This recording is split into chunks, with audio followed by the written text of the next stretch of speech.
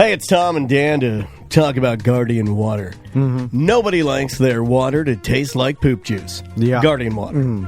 I'm 100% positive that there's a difference between the tap water and the RO water at my house because I've tasted it and I tasted the tap water and I'm like, this is disgusting when I didn't have the RO system hooked up to it. It tastes like chlorine. The last time I saw Josh, and I believe it was his family, or actually I think it was just he and his wife, were hanging out at the Four Seasons. I was out there on my vacation. Oh, really? And I was floating around the lazy river, and I held a Coors Light to the sky, and I looked up and I said, "This is RO water."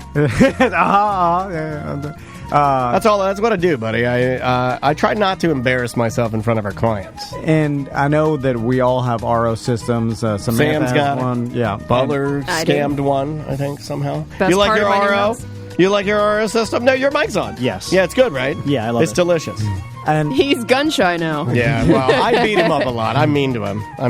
so, Samantha, your RO, like, how much better does it taste than regular tap water? So I didn't have an issue at my old house. We had decent tap water, and I was just assumed that all houses were like Lucky that. gal. And got to the new house, and I'm like, oh, I love this new house. Everything's nice and new. Oh, this water tastes like garbage. Yeah, terrible. It's And terrible. I had to, buy a bunch of bottles of water. Who wants to do that?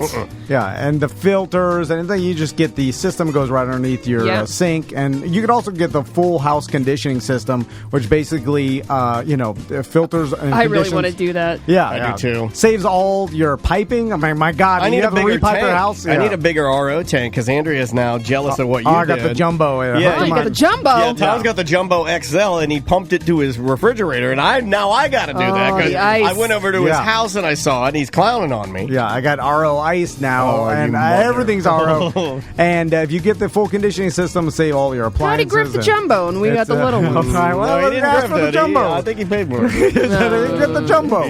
Anyway, it's GuardianWaterServices.com. What? No money? Here. Suck a cock. Suck a cock? Yes. Suck a cock. Live from the Streamline Mortgage Solutions studio, it's Orlando's own Tom and Dan.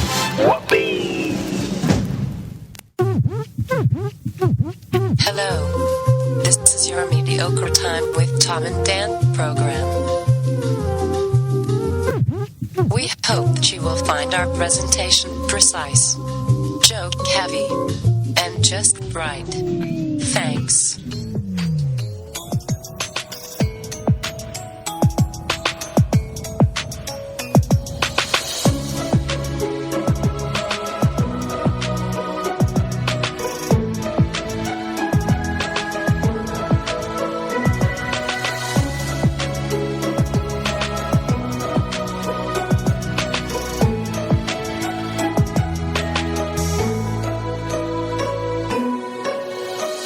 Show number 593. Is that show number 593? My God. That's a lot of shows. What are we doing for 600? 600? I don't know. What did we do for 500? I don't remember. Too long ago. Yeah, Too much content. Did Too many we shows. do something for 500? I think we were like, it's 500? We should go to Daytona. Let's go. I know. That would have been good. Let's do a go-to show. Hey, welcome to A Mediocre Time with Tom and Dan and Samantha. Our producer and butler is here. Hello. A little bit later, Ross will be stopping by. And Stopping by? Well, virtually. Checking in. Yeah. Is that what you're supposed to say? I don't know. Popping in? Yeah. We also have some new stuff on our merch page and a bunch of sale stuff because Eric, our merchman, told me that he needs to make room because we're about to order a huge bunch of things for the holiday season. So right now, I mean, he put a lot of things on sale. So you can get stuff for $10, $5. Yeah, I mean, he put stuff on sale that I didn't want to put on sale. That's how much he put on sale. That Van Dennis 2020 shirt's on sale. Why? Yeah. Well, because this election's coming up. This Get will rid of never go out of stock. And it will always be relevant. We're like, oh, the one time we ordered too much, get them out of here. I'm not sure. I shouldn't. I had to walk my daughter to school this morning. This is not the right shirt to wear after a debate. I'm not getting political. It's just the wrong shirt because everybody looked at me like, they're mad it doesn't no matter matter what side. They're just like, you're mocking? You're mocking? This is fucking the greatest election of our time. You're fucking mocking. Fuck you. You're a monster. Fuck you.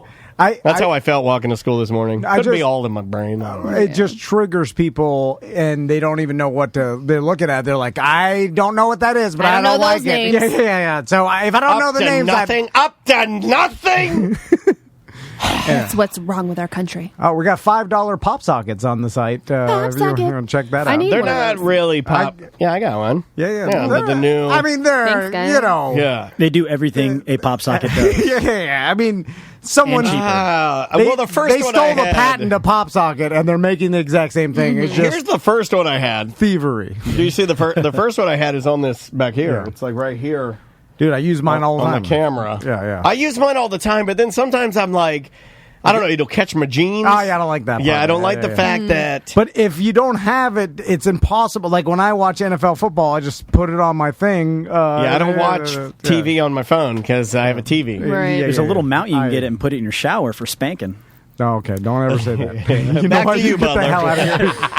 Are people watching porn in the shower? I'm not. I guess I'm I mean, missing out. I do. Sometimes I watch it Sometimes on you got to take care of business when you got to take care of business. You know? Sometimes I watch it on the toilet. But I will say that grosses me out. Well, I've gotten to a point now where I will go number 2 first, wipe and get completely clean and flush, and then sit back down. But and you're then in the stench. Number 4, and no, that's what every dad's dilemma is whacking it in your own doo-doo smell. It's a real thing. Yeah. Every dad has done that. So that's it. It's just, and no other sane person would ever do that. And if you did do that without kids, you're insane. And then you got to do that move where you're stroking it, and you're about there. Number 1, you got to be quiet, and number 2, you got to stand, poke, and then release. No. And then shake. You're Peter North, where you're shaking it out. It's not Peter North, but there's gum coming out. It's not just shake it out. It's not an air poof. What do you got? Like a, and then that's it. Yeah.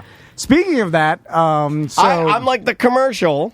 When you go to Pornhub, I'm like the commercial of like, apparently if you take these pills, I mean, you're just not going to be able to stop it. Thrown out like an it's just going to, honestly, it's just going to look like a hot glue gun just emptying a full stick. Don't ever go full stick. So, speaking of that, so yesterday we didn't record, all right? That's because we were all here jacking off. and maybe the only people that probably noticed were our Twitch viewers, the true 117 or what is it? It's the true 117. Yeah. How many?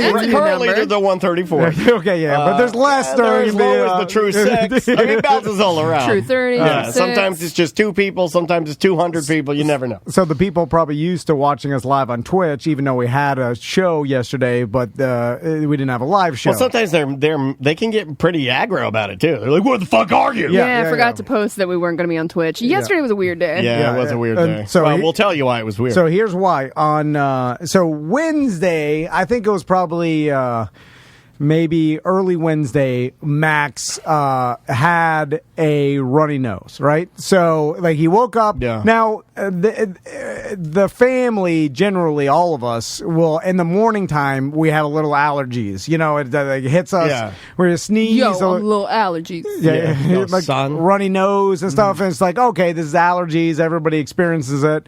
So Max had he out of the whole family has the most sensitivity to allergies, just like the mosquito thing. Yeah. And he's a goddamn snowflake. And I know. And he was also he was also over Crystal's mom's house. She's got cats. Oh, she's a cat lady? Yeah, she's got birds, cats. We've talked about it. We've talked about Garage Cat. Where are we at with Garage Cat? Where is Garage Cat? No. Stop asking about Garage Cat. The last time it was guarding the door, remember? And the Max was like, I'm like, don't go near it. You should have let him go. That's how you tough him. Its eyes are bigger. You got to let him find out some things. You know, like he's like, oh, a cat. Just you got to be like, what? You got to act like you don't know. So anyway, I was like, maybe it's the allergies, the cat. And it's like not colored, right? So it was just like a clear runny nose. And I think that's how you tell if you're sick or not, if it's like green or yellow. That's how you tell with chicken. You got to let until the juices run clear. So we're like, cooked all right, all we'll the way just through. Keep an eye on it. And then at night, that Wednesday night, he was like, I can't taste my food. Oh, no. Well, Like, hold on a second. Here's the thing, we're all I think I've talked about this. So we had the kids, the boys, out of school, and then we decided a couple weeks ago to put them back into face-to-face. It just it wasn't working out with hiring the teacher. They just weren't thriving. It can be really hard for kids to do that distance learning stuff. Especially that young. They hated every moment of it. That's the biggest problem. They wanted to go back to school and then whatever. So then we were just like, all right, well, we're doing this, so we got to tell the family, like, hey, we got to be extra careful. We're doing this. Like, let's all understand this is happening. Anyway, so this Max and I knew that this was one of the obviously, and I'm not thinking COVID at 100% at any time. I'm thinking he probably picked something up from school. Now we live in a world though. Could it be COVID? Don't know. You have to get right. Well, May went back. I mean, just to kind of reiterate and kind of jump on, when she went back, it was like a week or two later, she got a very mild cold for one day. That's it. It was right before vacation. When all the shit was going on with my mom, we still had vacation on the books. So I would have been in your same boat, but and we didn't talk very much about it. But my entire vacation was nothing. Because I had to deal with May and a COVID test, and then I got a little bit sick. It was a fucking mess. So then, anyway, at that Wednesday night, he started feeling like, I'm like, are you feeling bad? He's like, yeah, I feel kind of bad. And we noticed he was sluggish. He was over emotional. It's like all the telltale signs of feeling bad. And I was like, shit. When I was like, maybe it's extreme allergies. I started rationalizing. I'm like, it's a real flu allergy. He started feeling a little weird after he got back from that allergy. Well, he got back from that White House Supreme Court event he attended. Yeah. And that's when he started feeling bad, I think, right? Oh, well, yeah. He looked so good in that little suit. Like, lick the flags. Anyway, and then, so yesterday morning, he woke up. Now his snot is colored. And like, you can't say yellow. That's not nice. He's African American. God damn it. And then, and then he's got a little cough, and then we took his temperature, a mild fever. And I was like, that is what you do. So, I did it here. When Andrea called me, she's like, hey, May's a little on. This is right before vacation. You guys weren't here. I was getting all the files ready to go. Remember, I couldn't leave when you guys did. I'm sitting here, and that is the initial reaction. Andrea calls me. She's like, I made the test for 1:30, which is, by the way, the only time you can get kids in. And I go,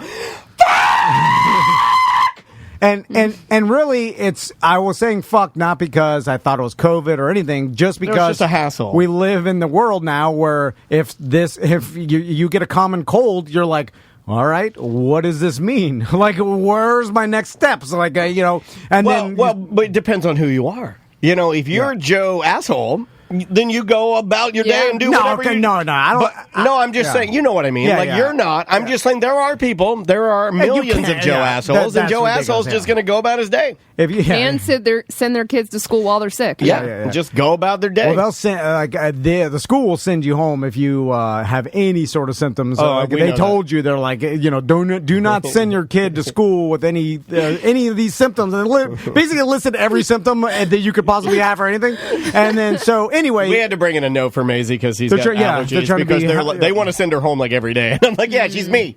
She just got allergies. So then anyway, so then we all had a discussion. We've all talked about this before, obviously leading up to this. Like, all right, we all have to be safe, especially because we are working in this environment, which is all talking to each other. It's in our catchphrase. Be safe out there. We say at the end of every show. And then so we've had the discussion, like, if anybody comes in contact with any sickness, let's figure out what it is before you come in here, just to protect everybody. Anyway, so now I'm like, well, the only choice now is to go get them tested because there's no other way. Even though I started doing the math in my head, I was like, okay, what are the chances this could be COVID? I was like, I was literally gambling in my head with myself. Like, would I bet about 500 to 1 this isn't? What was the line? Like, I got up to minus 650. Okay. That I was like, I'll bet 650 to win 100 that it isn't COVID. That it isn't COVID. Yeah, because I was like, just based on the loose math I did in my head. Anyway. Yeah.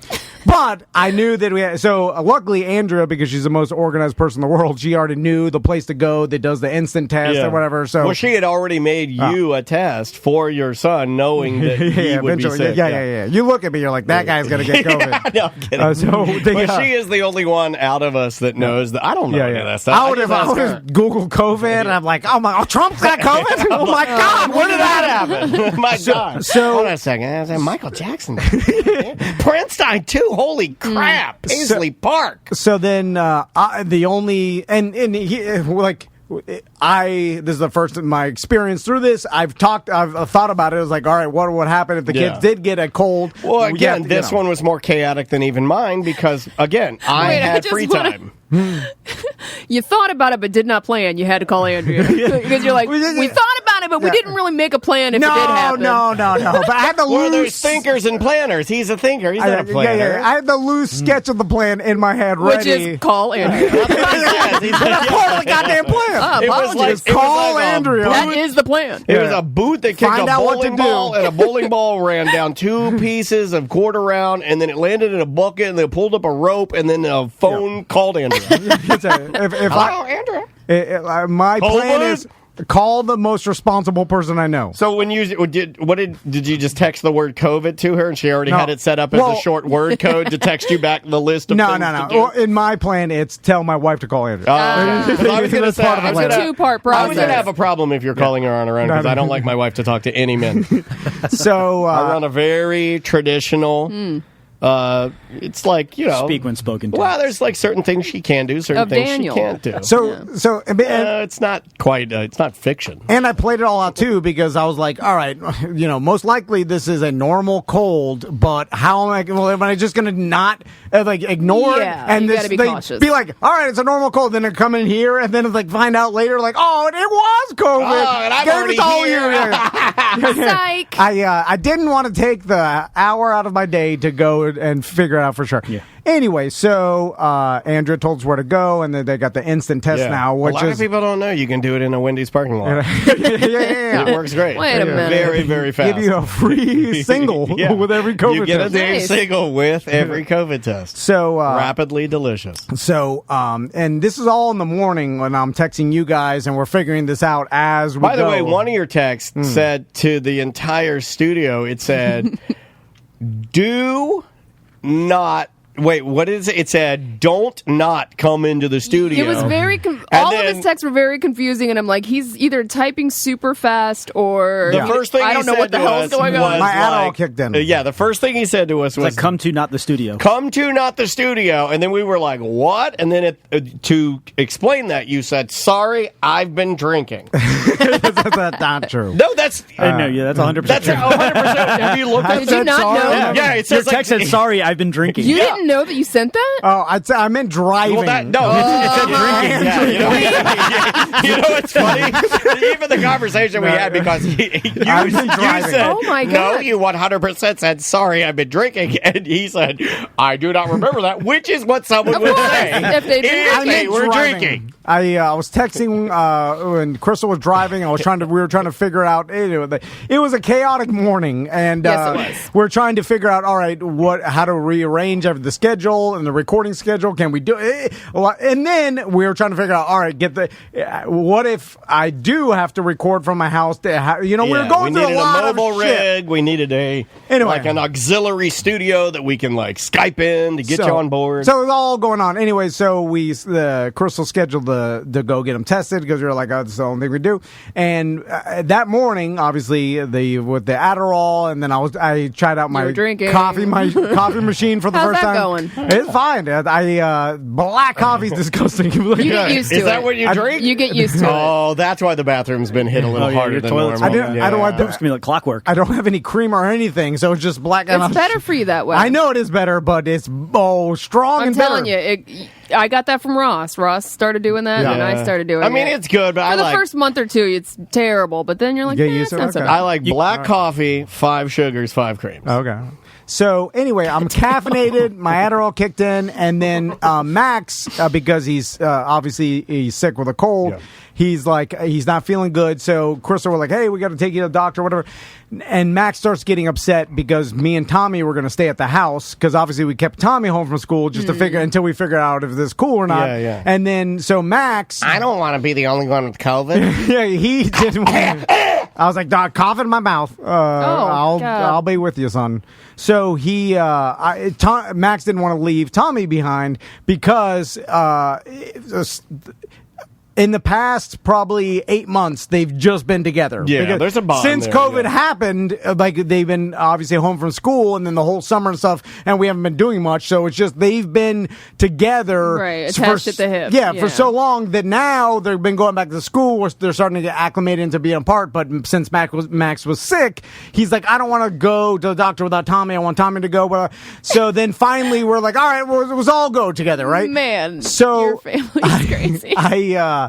We get in the car, and then me and Tommy get in the car. The one thing that I have determined with his family is that everybody... Those kids get whatever they want. No, but everybody sort of has to do everything together. Yeah. There is it's a foursome, and that foursome's ride or die, and they're going to ride together, which I kind of like. I kind of like that. Well, I need to learn a little bit of independence. Yeah, we're not like that. We're in all different directions and hate each other. His family, they love each other. 4 people in the car. Let's go get COVID tests. Yeah. Well, just Max. Everybody. But honestly, and then I was like, well, Max is feeling bad. Let's just go and get in the car with him. It'll make him feel good. He's already not, whatever. Is he masked up so he's not infecting Tommy or you or Crystal? No. Okay. We just all. Well, you reach a point. I did this with May where it's like May's sick. I'm not really sick. Andrea's not really sick. So if she's got it, then we all got it. So you just accept it and you ride on. Yeah. I'm not protecting myself from my sons. Whatever they have, I'll get. I'm your coworker. Well, I'm protecting you. I wouldn't come in here. I'm just saying, if we're dealing with it, we all deal with it together. So anyway, in the studio, we go there and we get to the urgent care or whatever, and then Crystal and Max get out, and then me and Tommy are hanging out in the car, right? And so I'm sitting there and whatever, and I gotta piss. I'm glad you brought that up. I had brought not only did I had coffee, but I poured myself Diet Dr. Pepper in my big Jesus Christ, man. plastic cup. Yeah. I like drinking out of plastic cups with ice. I drink my water, my White Claw, my Diet Soda. I got one right here. It's the old Tom and Dan Plasto Cuppo. Yeah, but I have every sip's got 10% cancer in it. I got a big blue Bart Merrick team cup. Oh yeah, I got a bunch of those. Yeah. I will say I like those, but the Bart Merrick on mine has fallen off. Oh yeah, it all fell off. So mine now just it's just says blue. Art M. Yeah. So I drank my Diet Dr. Pepper. I'm sitting there, and then I start feeling it. I'm like, God damn, I gotta piss. And I thought you were feeling the COVID. No. Hot coffee piss. And then, so not only the caffeine is coursing through my brain and my body, but the Adderall, which constricts my bladder, and what does it do to your bladder? It constricts it. What does constricting mean? Like it tightens it? Yeah. It presses on your bladder. You got a tight bladder. It's a meth. It makes everything work fast. Yeah. Mm-hmm. You got to pee, poo, everything. You're like a reed, mow the lawn. So I'm sitting there. I'm like, God, I gotta piss. And then I'm like, how long has it been? And I look, and it's like 2 minutes. 20. No, it's like 20 minutes. And Okay. I'm like, well, so I text Crystal. I'm like, hey, and they're like, hey, they just. We just left the waiting room. Now we're in the actual other, the community, the exam room, and they're gonna swab Max's nose, right? Yeah. So I'm like, God damn! I'm like, then I started looking up how long does it take the NFL to do these rapid tests? I'm like, because I'm sure the Centricare in Honolulu is the same as NFL players get. I start doing the math, and I'm like, shit. and then I'm like, well, okay, I'm in the car. And Crystal left the car on. We got the keys, and that's good. At least she didn't do like my dad did. He'd turn it off and crack a window. 100%. I'd be in there fucking sweating my dick off. Me and my plastic Teenage Mutant Ninja Turtle dolls. In her brand new Chevy Traverse, courtesy of Don Mealy Chevrolet. There you go. So I'm sitting there, car's on. So I'm like, oh, okay. I'm gonna drive. There's a Five Guys. I'm just gonna drive to the Five Guys. I'm gonna piss on all their hamburgers. I'm insane. And then Five Guys doesn't have a bathroom. And then does it? Yeah, of course it does. I've never thought about about I have never thought about pissing at a Five Guys. I don't think I've ever eaten inside a Five Guys. Well, every restaurant's got a restroom. I don't think every restaurant does have a restroom. Yeah, I mean, for the most part. Yeah. So they have to legally. Five Guys bathroom is the worst place ever. Anyway, I gotta piss real bad. So then, look, this toilet's from Idaho. So then I'm like, I'll just try the Five Guys. Crystal will be in there for a while. But you got to whatever. buy something. Yeah. No, well, I thought Customers only. thought about Give that. me one of those weird grilled cheeses you guys do on the buns. But during COVID, you wear a mask, you can get away with a lot more. So you go right to the bathroom. Well, you're gonna run in like a robber. If you okay, here's the key. You pretend to look at the menu as you walk to the bathroom. Okay. And then they're like, "Oh, this guy's he's gonna order when he comes back." Look at this guy. And then when you walk this guy's out, so excited for his hamburger, he's shitting his pants. and then when you walk out, you make no eye contact so they don't Yeah, judge yeah. you. They're like, wait a minute. Yeah. You looked at our fucking chalkboard, man. Already pissed. Get him. I'm like, your potatoes are from which city in Idaho? Yeah, I'd lock the door. So anyway, Coeur d'Alene. I'm like, I'm the only other city I know. just gonna go take a piss in Five Guys, no problem. And then I'm like, I look around, I'm like, where's Max? nope. I'm like, got no masks. And then I thought to myself, Here's that no plan van situation. I may be the You gotta only, put a potato on your face. the literally only fucking idiot in the entire world at this point that takes his son to a COVID test, no masks. Forgets masks. So I look around, so Crystal had a mask for her and Max, but because me and Tommy got in the car last minute, all my goddamn masks are in my truck, and then we weren't gonna get out. We're Sorry, waiting in buddy. the car. How far are you from your house? We are far enough okay. where I'm not going to drive all the way to my house, then back at Crystal. I don't know how long this is until. You gotta wrap your hoodie around your head or something, man. Well, I thought about doing the old smell the fart. I was wearing my polo though, What? which the old The smell of the farts when you pull the neck hole of your shirt over your nose. I have seen some people do that at 7-Eleven. I'm like, touche. I see what you're doing. I see what you're doing. And then I'm you like, just needed to stop the shakes. That is, but because Find a small side road and go piss on the side of the road. You're a guy. Yeah, go in the woods. all these options went through my head. How about just open the door I'm in the and then just do it out the leg hole? I'm in the Waterford Lakes. Waterford shopping Lakes used to be fancy. It's okay now. You can piss in the parking lot. There's people around. Like there's no way to piss in the parking lot of Waterford Lakes. Wait a minute. What about going back to the doctor and saying, I'm having an emergency? Again, we have no masks. Right, So They do in there. what? So you text Crystal and you say, I need you to run me your mask so I can pee at Five Guys. Well, she then doesn't have a mask. This is a terrible life. Yeah, man. I don't know how I'm he telling you.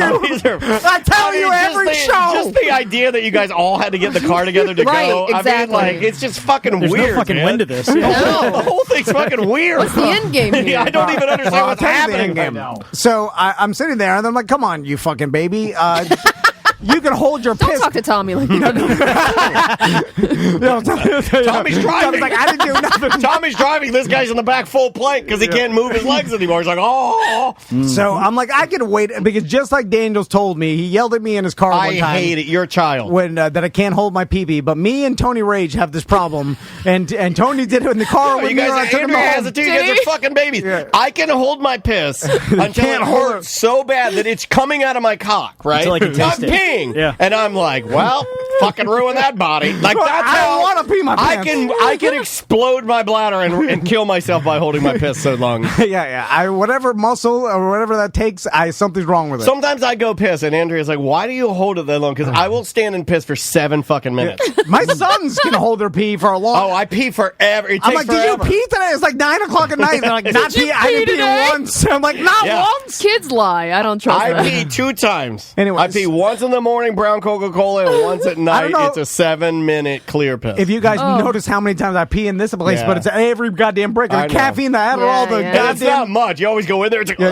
Yeah. You know, I'm one glad little you brought that square. up Yeah. because there is mixed with the red hot bolt Yeah. the prostate. I got that too. So I'm sitting there. I'm Sometimes I have no pressure. I have no back pressure. Yeah. Like it's like it's coming out, but I'm pushing. I'm like, and it's just like. You know, just like coming, and I'm giving him all I got. Pedals to the floor.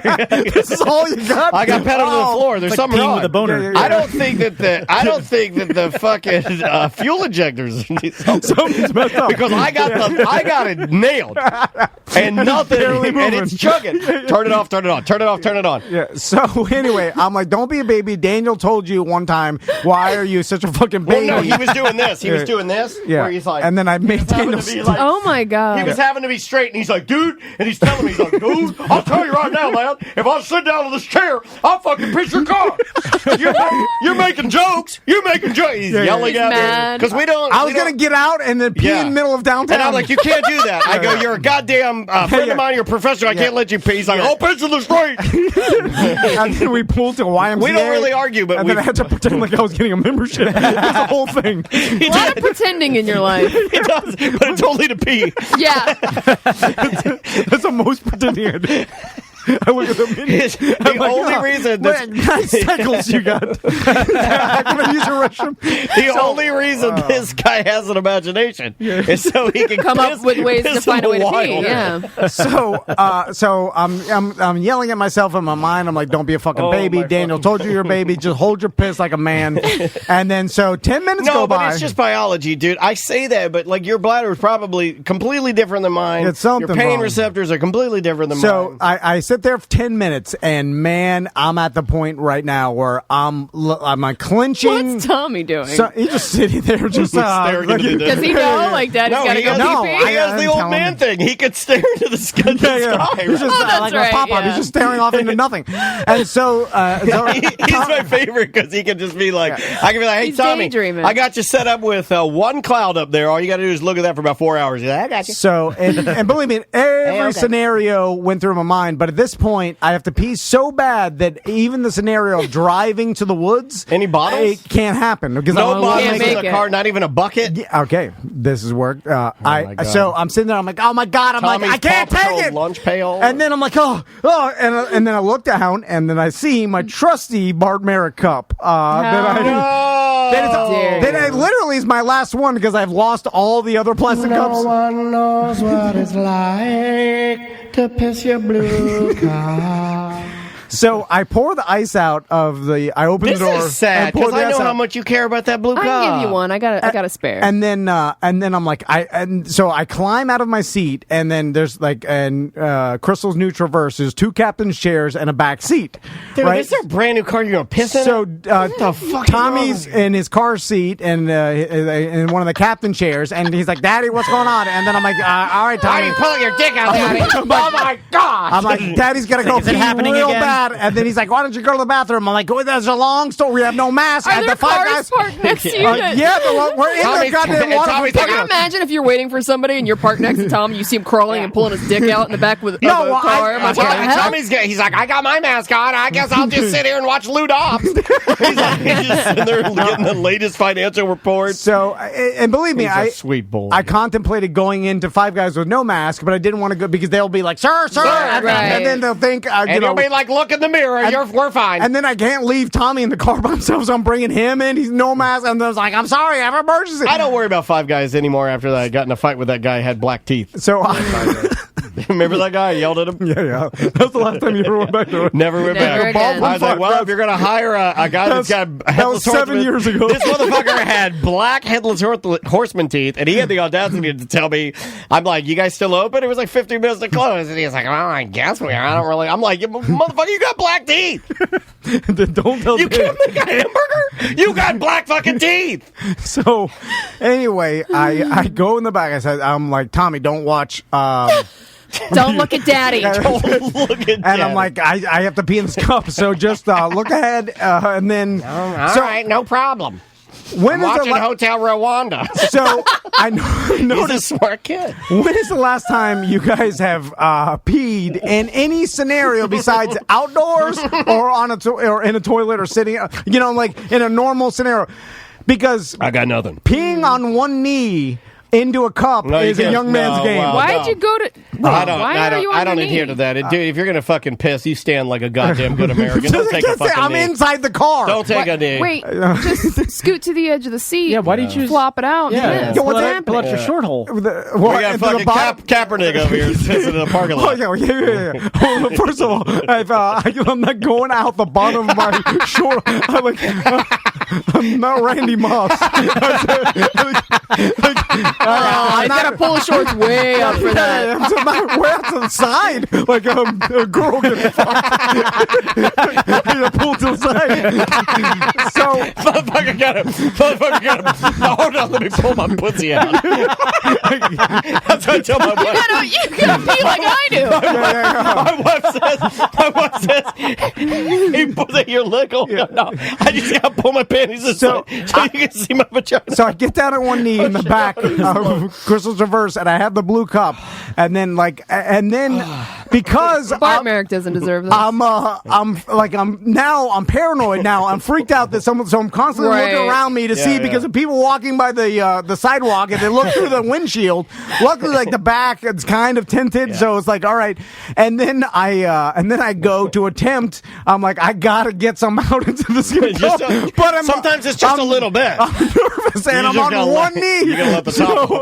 Why are you on one knee? That's what I'm trying to figure out. What's with the... Well, because I gotta put one foot. No, you plank wide. No, look at me. You plank wide, and you whatever you got, your Bart Merrick cup, you put it on. You just put your Bart Merrick cup like a hat. No, like a hat, because then it's tilted. I need to look, this. You scoot to the edge. Yeah. You pull down, you piss. Like, what's... Yeah, but that's in the middle. Someone could see me through the front of the windshield. Dude. No, the cup's I need to get on my knee behind the captain's chair. You gotta pull your visor down a little bit. Put your sun guard up there. Shiny. Anyway. Take your shirt off, put it over your crotch. Let's just say...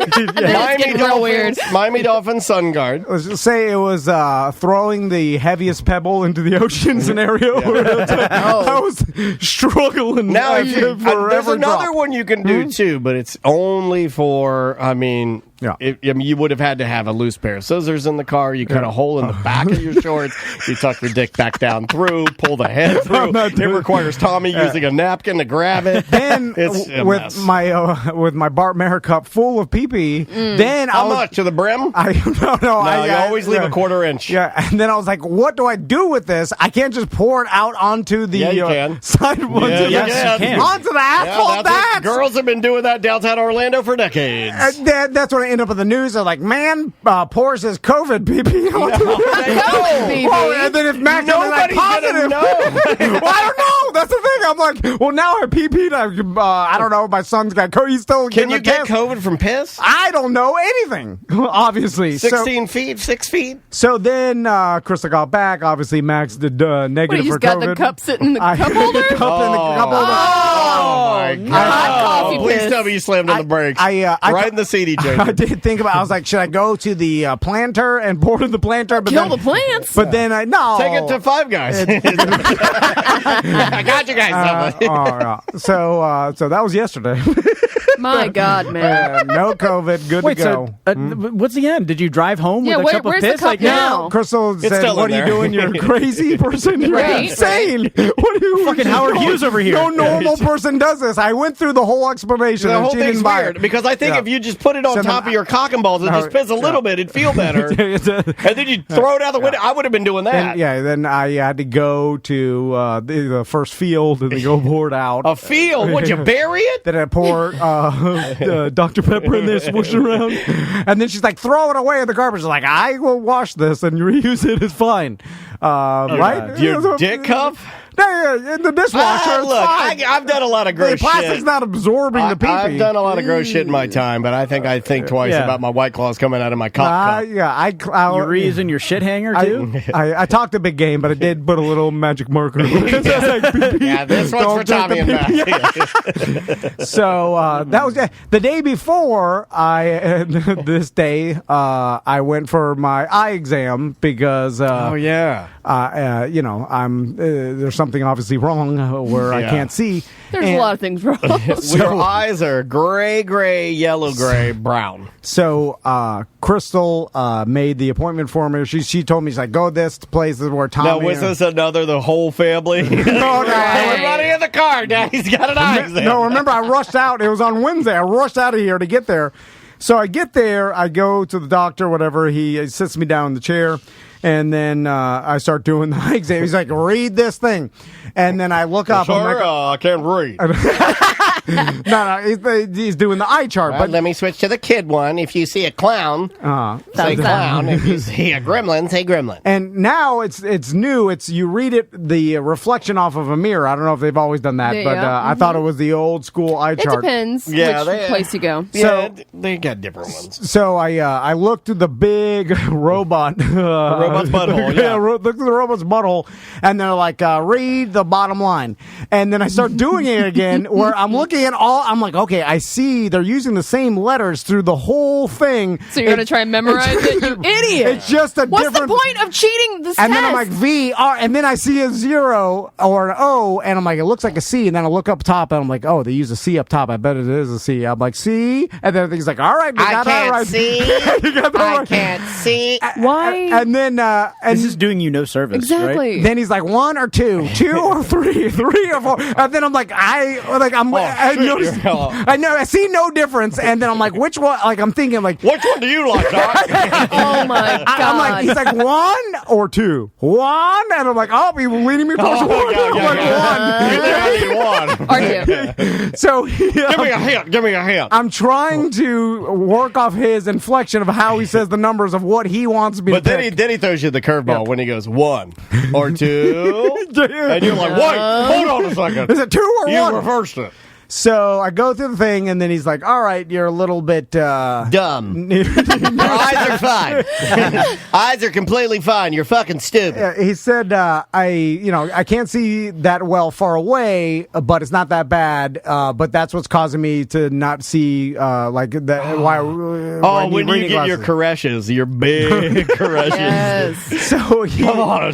No, let us pick your glasses out. So he's like, you will get same thing. I think it's similar to what you have. It's like you have a minimal prescription that you could wear as needed. And he said, if you're at home or reading emails, you want to wear them, it'll be better for you, whatever.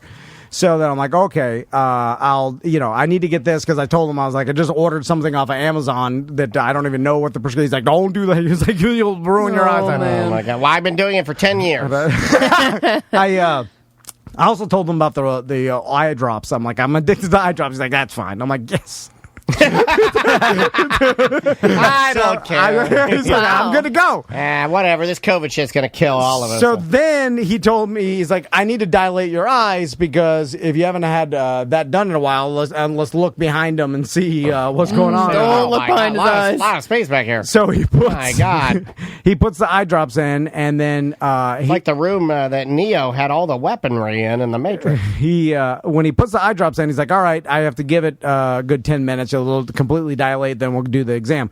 So he's like, in the meantime, go out to this other guy, and he'll pick your glasses out, your frames, and then the right prescription and all that. It's a different guy that works up front where the glasses. I hope glasses you got some steampunk. That's all. Oh, please, some slip up Dwayne Wayne. So I walk out there, and the guy's seeing someone else, helping someone else, and then there's a whole rack of glasses. I hope you got some Sally Jesse Raphaels.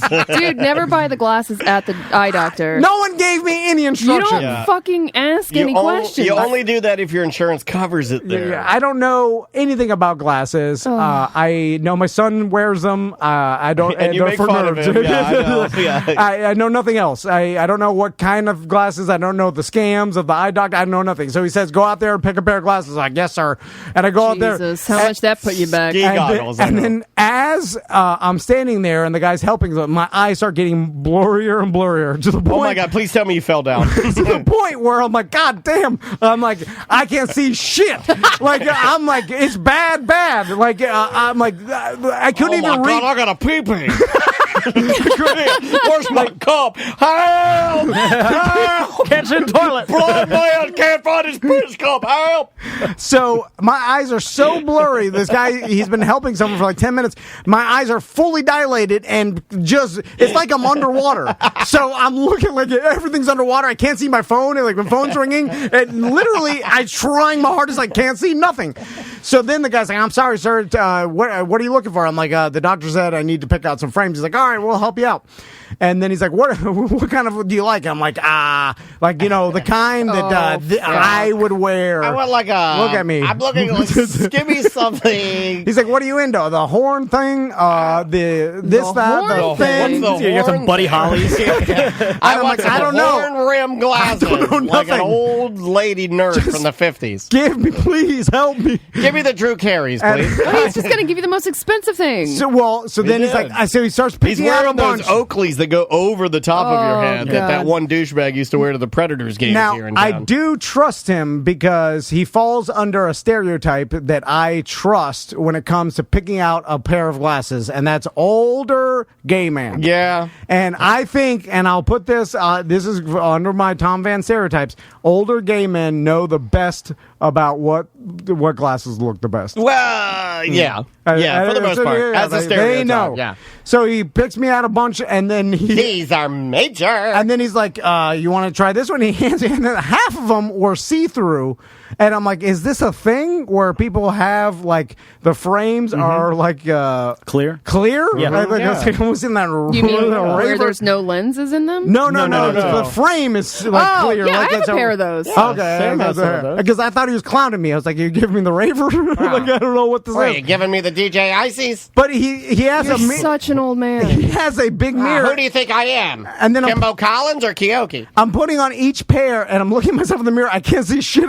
It's like I'm underwater, so I have no idea. Why don't you tell him this? And I did it. I'm like, I don't know. I'm having a heart attack.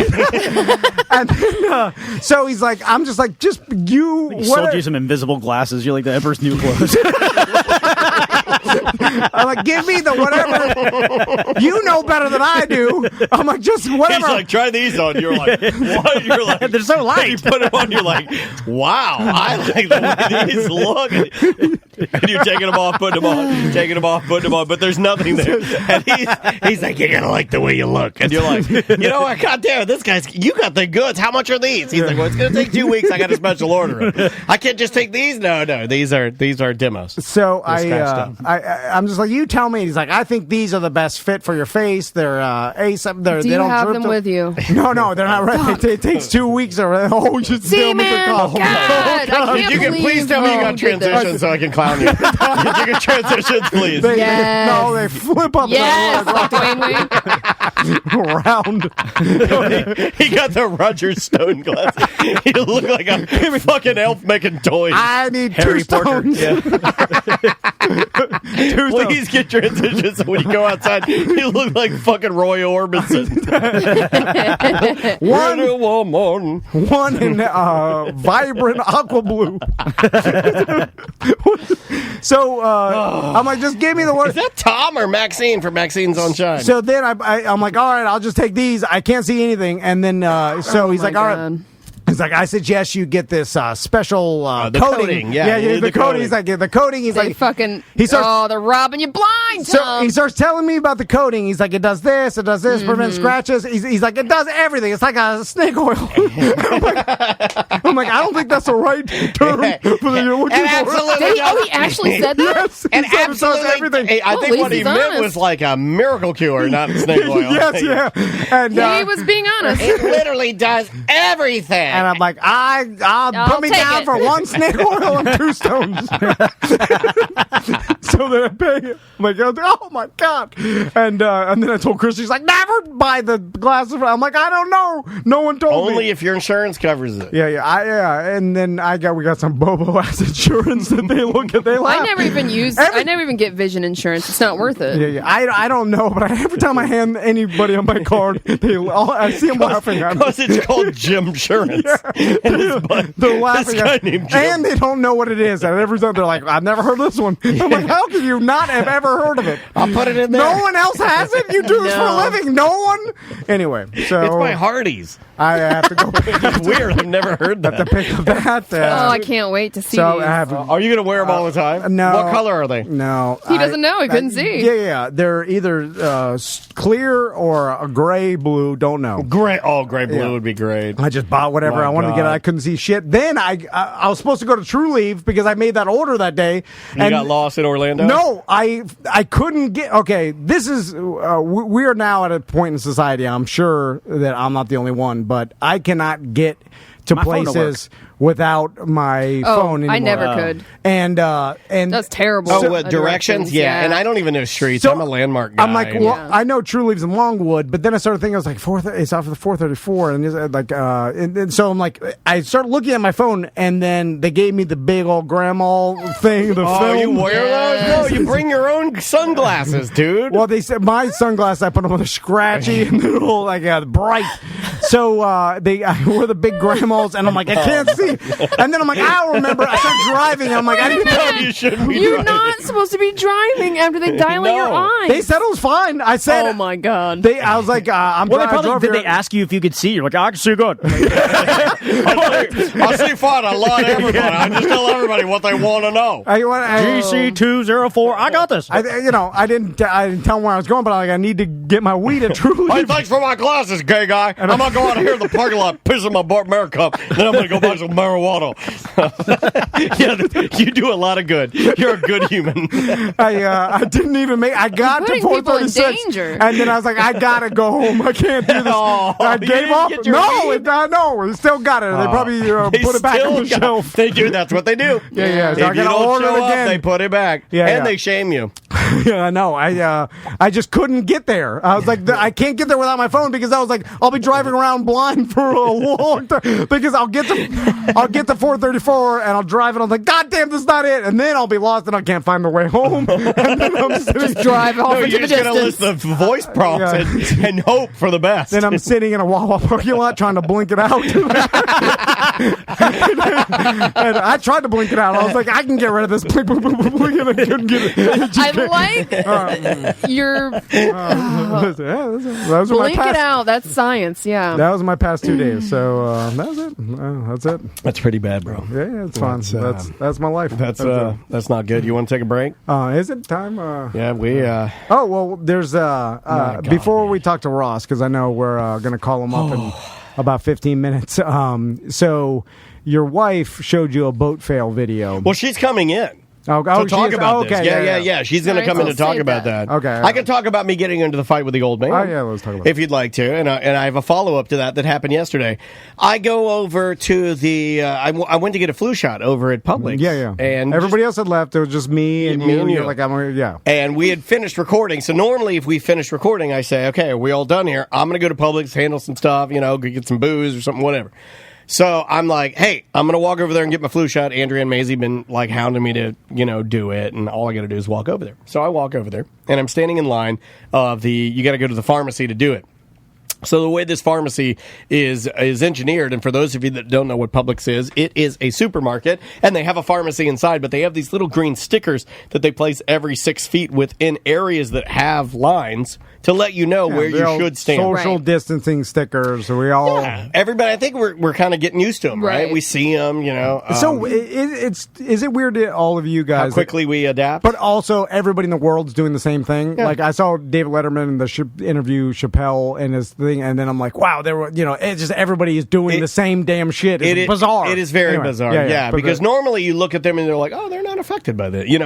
But we're all affected by it. It is the great equalizer. So anyway, there are these green stickers that say, please stand here, and they're marked out every 6 feet because that's basically... Sure. Early Make on, it easy for the dum-dums. Yeah, that was one of the guidelines that CDC or whomever put out there. And so there are 3 old people being helped by the lady at Publix.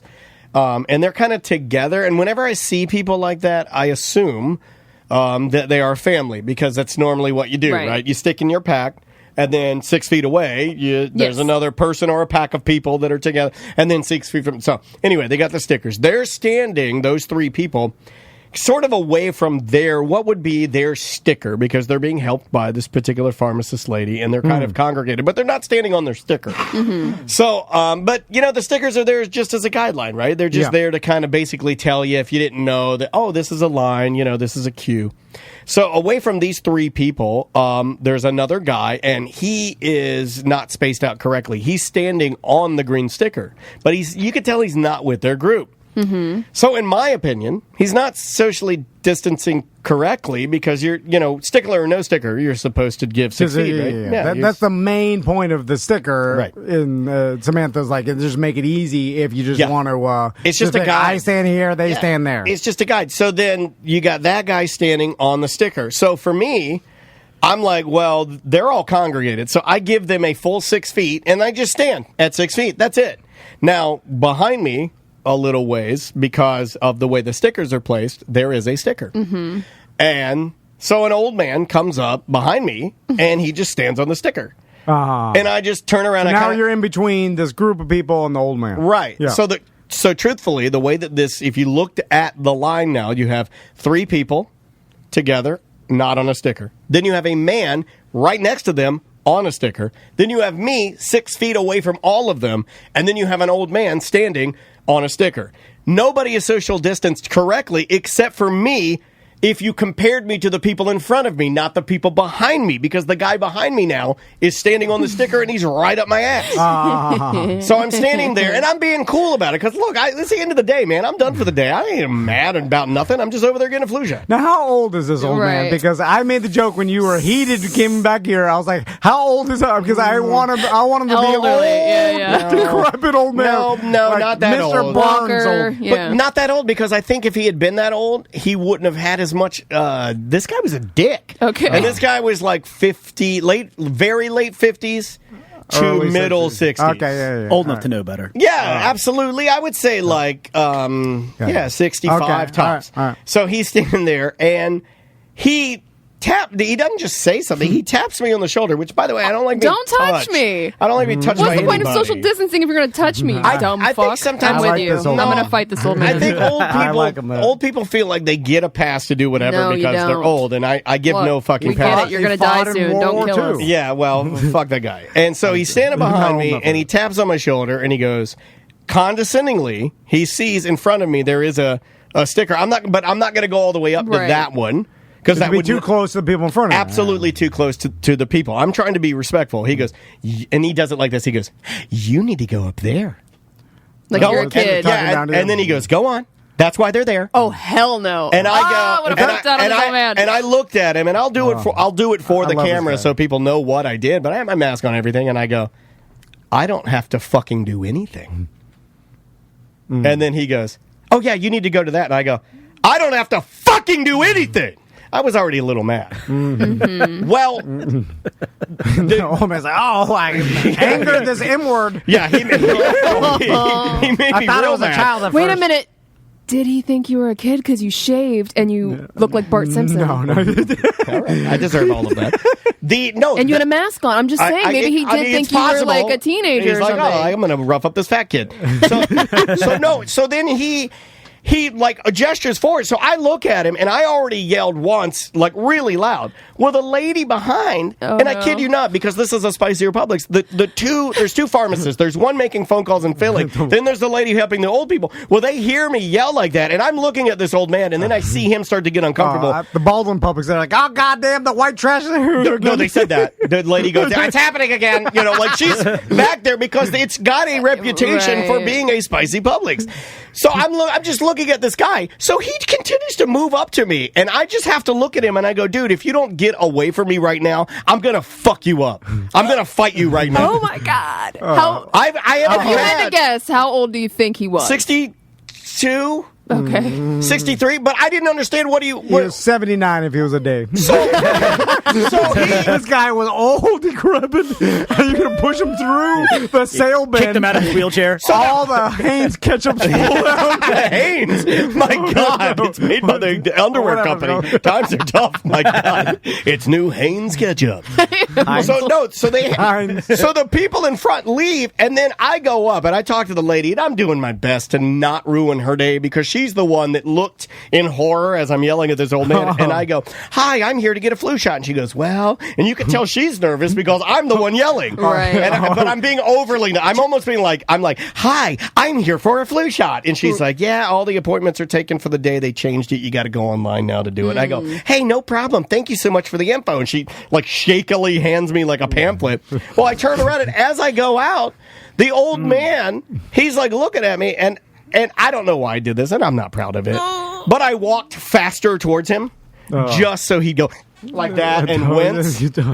Oh my God! I know. Look, I'm this just guy had to be 82. Now I'm starting to feel bad for the old man. You flinched at him. I did. I flinched at him just so he would like tense up and for a split second. You bullied an old man. I did. Grandpa. You know what? And I'm completely fucking okay with it because fuck that guy. Because I was explaining this to my friends at Publix. Did you grab the blanket from his legs? The two younger black guys over there that I like. They're my buddies. I talk to them every single day. I'm in that Publix, and I was talking to these guys, and they're like, "Yeah, we heard you getting spicy over there." And I go, "Can I explain it?"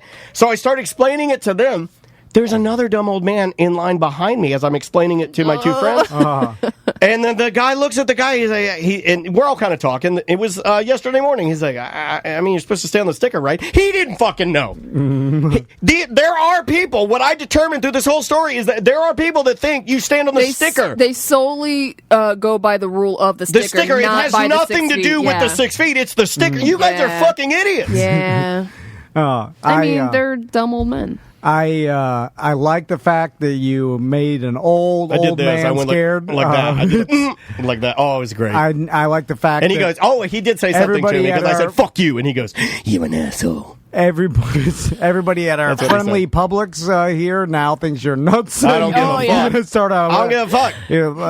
Oh, man. And fuck that old man. If I see him again, and I'm telling you guys this, if I see that old man in there again, because I know what he looks like, I'm going to call him out again. I'm going to go, well, what do we have here? It's my best friend, fucking Sticker Man.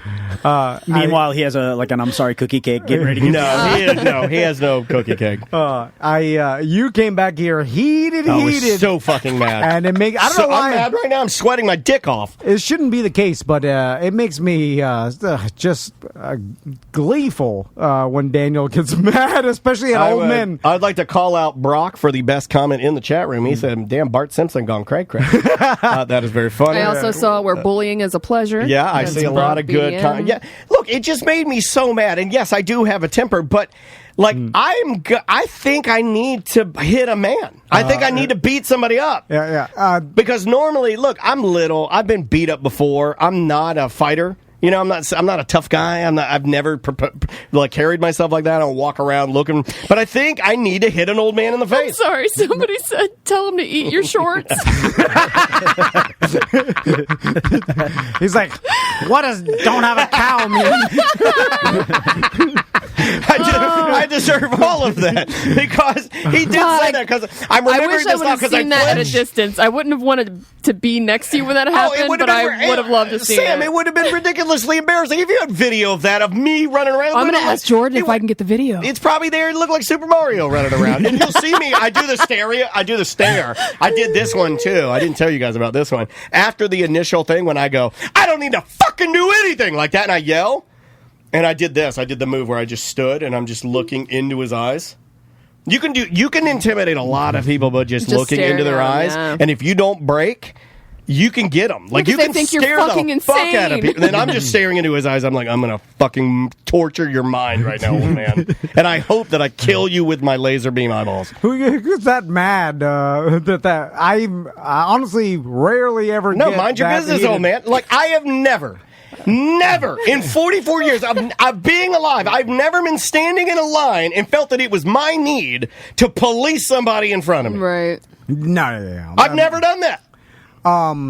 So sorry, I'm getting mad right now. I'm screaming. I'd be pissed as hell too if someone said shit like condescendingly like that. Like, "No, you need to go." Yeah. He was. Don't do that. "Oh, you need to go up there," and that's why it was his tone initially when he goes, "Oh, you need to go up there." Then that's why I came back with "I don't need to fucking do anything." Right. My dream would be you start a tussle with him, and then you pull each other's hair. You fall into the rug doctor. It falls over the coin machine. that one lady that always talks to us. She's like, you guys are over here again. Oh, my God, stop it, break it up. Oh, my God. You're better than this. Yeah. Don't act like that. My God. You throw him through the vending machine and scratch off tickets. By the way, if you're on that, I judge you. When I leave public, I'm like, really? The scratch-off vending machine? Go back to your family. Go home. Yeah. This is ridiculous. All right. Oh, my God. Let's take a quick break. All right, buddy. What were you going to say? Sorry. No. When we get back, we'll be talking to Ross, do some news. Yeah, do a little news action. Then we got a guest for third segment. Blast from the past. Yeah. She'll tell us about what she's been up to. And we put it third because it was going to get... we're going to get up in it. We're going to make some things happen. Here we go. Brand new music from Seth Bogart. This guy is... Google him. He's an interesting cat. The name of the song is Boys Who Don't Want to Be Boys. We'll be right back with more A Mediocre Time with Tom and Dan.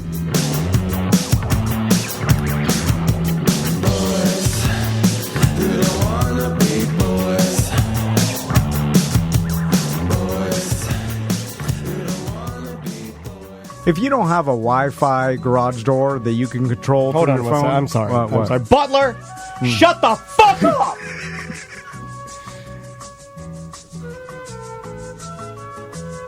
You are living in 2005 because why can't you control your garage door with your phone? Listen, we live in 2020. I know.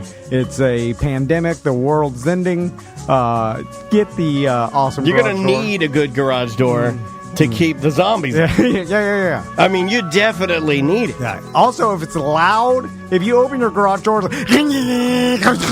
You mean if your garage door is loud like Butler was? Yeah, and you're like, why are you living like that? Yeah, don't do that. Get the silent package with the Wi-Fi motor, like me and Daniel. Seth's got it.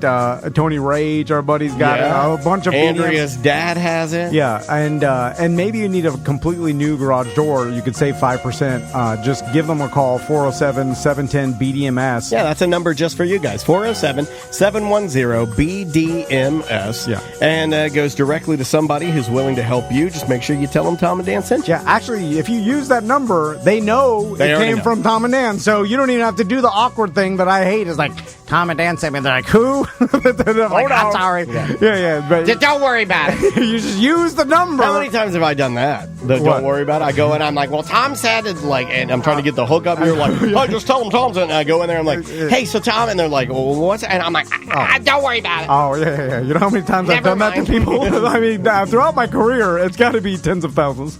Anyway, I tell everybody to say tell them Dan sent you for anything, any reason. They're like, what? And then you're like, oh, Dan sent me. Like, oh, okay. Dan who?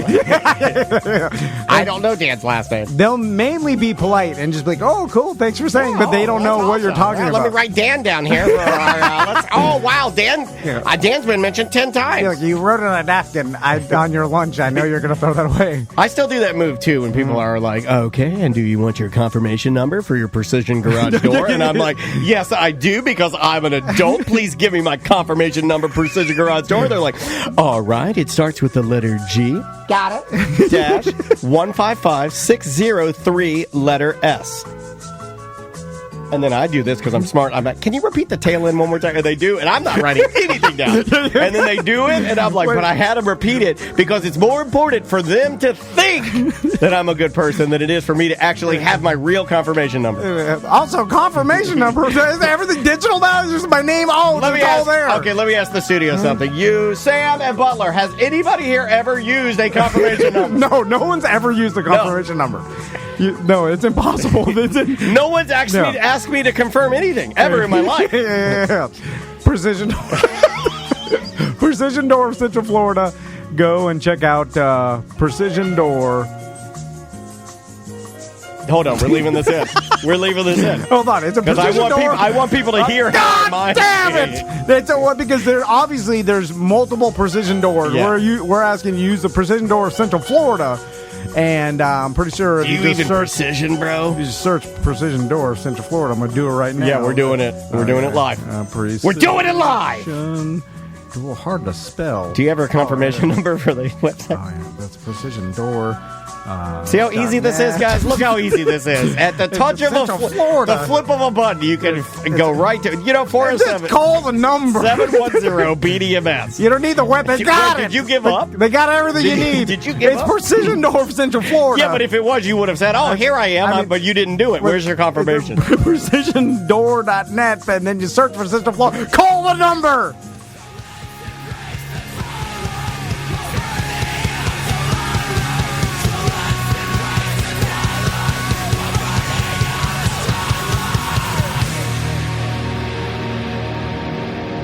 Welcome back to A Mediocre Time with Tom and Dan. I'm Dan. I'm Tom. Samantha Butler. And is there anything we need to plug before I... Let's do a shot real quick. Oh, you want to do it now? Yeah. This guy's an alcoholic. You're like an alcoholic.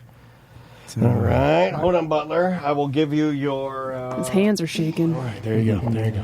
All right. Cheers to an easy toast. Sipping Calisa, I gotta boast. The shit is so smooth, I can't get enough. Stop by their bottle shop, it's right off the rough. Dildo Wallop 90210. No. Okay. I heard him practicing this, by the way. Outside? It's sad. That's embarrassing. It is like when he's in... is he in the bathroom? Like, come on, dude, you can do this. Smacking myself, yeah. Like right before Eminem. And it's time to do some news. Ross's Piece of Shit News. Ross's News brought to you by Tots with Ross, the Orlando talk show with Ross McCoy.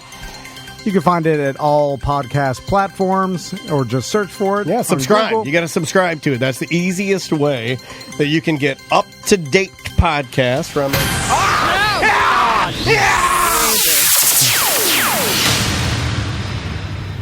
Also, Ross has got a show tonight. Yes. Yeah, let's talk about that for a second. Hey, Ross, what's up, buddy?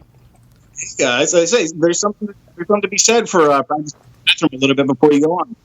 So the mic's still getting there. Yeah, it'll get there. Yeah. It'll get there. But you got a show tonight, right, Ross? That's correct. I'll be at the West End with Crespo and James and some rando from.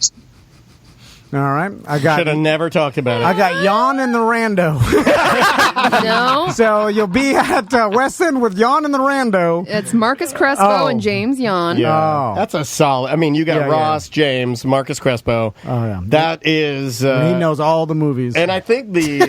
Wrong Crespo. I think it's a very, very reasonably priced. Only $10. Yeah, it's a $10 show. And it's in the West End's new, beautifully renovated kind of theater room, which is I haven't fantastic. been in there yet. Oh, I'm so good, dude. I full transparency, I haven't been in there, but I got a ass load of photos because we know those guys, and they're so proud of the amount of work that they put into it. The smokiness, the weirdness. That's all gone. It's a fully renovated, brand new bar.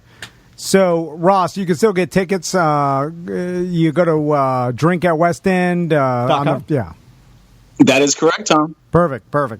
So, Ross, I thought I just wanted to ask when you were saying you go to the old Drink at West End, and then you looked at me like, and then I was like, on the computer, like I didn't know. What were you looking for there? Well, the ending of it. I wasn't sure if that was the correct website. Okay. Oh, .com. .gov. You go to this thing that's a .com. All right. First story. First story, Ross. All right, we got an update. I know we talked about this guy before. You might remember this Danish guy that built his own submarine and then took a lady news reporter out in it, killed her, and skinned it. Yes. Yeah, I remember. So the first update is he apparently there's a documentary coming out where he basically for the first time admits to doing it. He says nobody's to blame except for me, basically, and that's the first time he's come up with a bunch of bullshit excuses up until this point, but he's kind of admitting it now. That's a funny way for a crazy narcissist to admit to murder. But like, nobody's to blame. I guess I'm to blame. I did it, but nobody else but me. Yeah, this is all on me. This whole murdering thing. Like, yeah, we know because you murdered someone and dismembered her, which is nuts too. Like, what? And that's a special kind of crazy. Yeah, I've always thought that would be a little more difficult than the actual murder. I'm not trying to be weird right now. Oh, absolutely. It happened, this past week, and again, not the type of news we like to bring up, but in France. Remember, there was a beheading. of that teacher, the middle school teacher. Oh, I didn't see that. Yeah, well, don't, because it's terrible. But I'll just say, like, that kind of stuff, when I read about it, I'm like, the murder I can understand. I can understand even... Some sort of mistake, heat of passion, you went temporarily insane. Yeah, the dismemberment part gets a little... Yeah. Be like, that takes time. You sat in your house and sawed their head and hands off. Yeah. Like, the bone? My God. I can't even do those beads that my daughter likes, where you iron them with I can't even sit and do that, let alone sit and cut my wife's head off with my saws off. First of all, I don't have my saws on. You still have every time I look at it, I'm like, there it is. I'm only keeping this so he won't saw her head off. I'm a hero. So we remember that guy actually put some time in. He paid kids from the school to sit outside the school with him, and they sat there for a couple hours until the kids ID'd the guy, and then he did it basically right then and there. Oh, what do you mean? So he paid the kids to find out who the middle school teacher was that was showing the cartoons. He didn't know exactly which teacher it was. Well, hold on. Wait. Oh, now we're talking about the French we're flipping story. stories. Sorry. The French guy. Okay, the crazy. I didn't hear that. Ross and I do a crazy news show. You're gonna have to tune in one day. It's bananas. Yeah. You say it's like there's a play within a play. Yeah. All right. So with this crazy eccentric submarine guy, I did see that he escaped from prison, right? That's the other half of the story. He fucking busted out. He pulled a John Dillinger. They're saying he showed a prison employee a pistol-like object. Oh, for fuck's sakes. Wait a minute. I did that to my wife. She said, too small. So that's how they let him out? They just won? That's how he got out. He was on the lam for a while. He got into a van. They pulled him out of the van, but he had like a bulky belt on. So they were like, "Oh shit, he's got a bomb!" So they let him hide in the bushes for a little bit, and that's like they got a ton of footage of this guy hiding in the bushes, just surrounded by cops and dogs. And then they brought out this fucking this bomb robot called Rule Marie. They have a name for their fucking bomb robot. I want to clarify: is it a badass robot? And you're like, "Yo, son, they brought out this bomb-ass robot." No, it's a bomb explosive bomb. I just want to clarify. So, yeah, they sent the robot over, and after a certain amount of time of, I guess, some robot prodding, they went and got this guy and took him back to fucking jail. Quit poking my bulky belt, robot. I like bulky belts. Yeah. So the guy... I do like a good bulkier belt over a thin belt. Like, my wife has some dresses that require a belt that is a millimeter wide with the tiniest of buckles. Like a mouse pilgrim couldn't use this on their shoes. And she wears it on her dress. And I'm like, that's fucking stupid. And if you're Danish, and excuse my ignorance, Ross, and I know you love this, but you're from Holland? Denmark. Oh, okay. Denmark. So people from Holland are Hainish.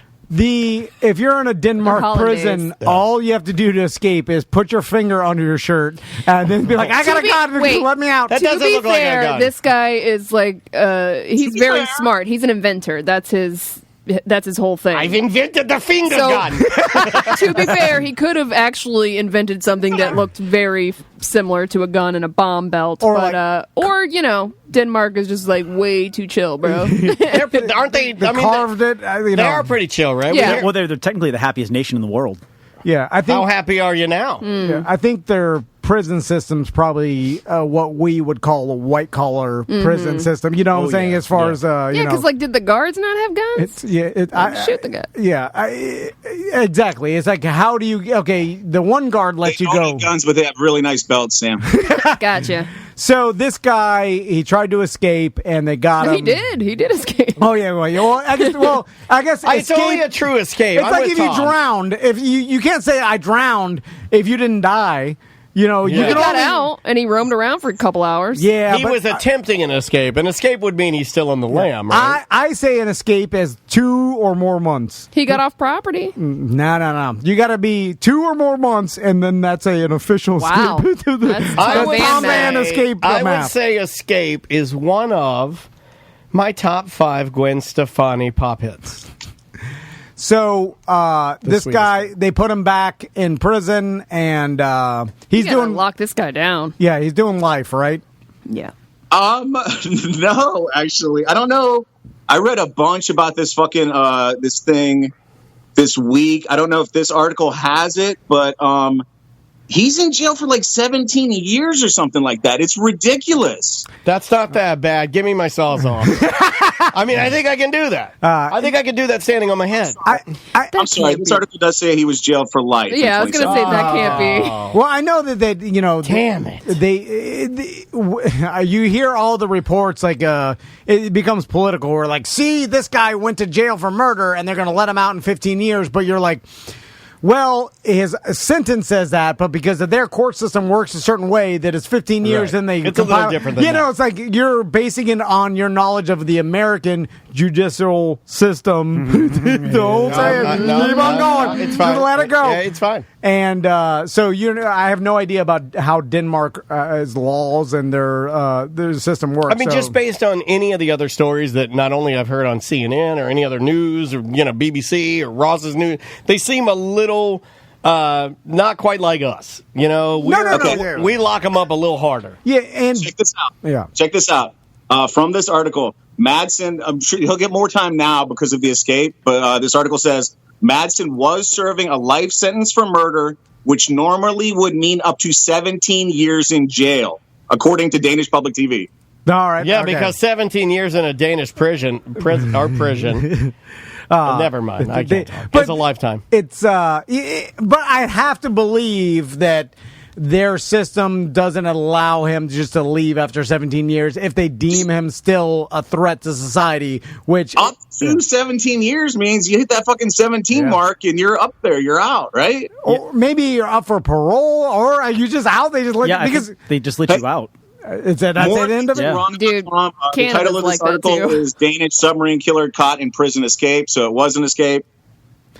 You know what I want them to do when they let you out? I want them to strip you nude and then truly just let you go on your way. Oh, yeah. And like, now you got to start from again. Yeah. You got to start from maybe they could build. They erase all bank accounts. What if they built a ginormous fake, like, mama, and when you're done, you birth out of it. They smear some goo on you, and then they put you on a slide, and they're like, and you're like, do you really have to do that? Yeah, sorry, it's Danish prison. This is what we do. We're crazy. You shoot out of the fake vagina. And you shoot right out of the fake vagina, and then you land in like some parking lot, and you're like, all right, and they're like, go about your life. All right, get out of here, baby. You have to start from nothing. I think you got your anchor for the next event, guys. Events are never. We're never doing another event, Ross. Come on.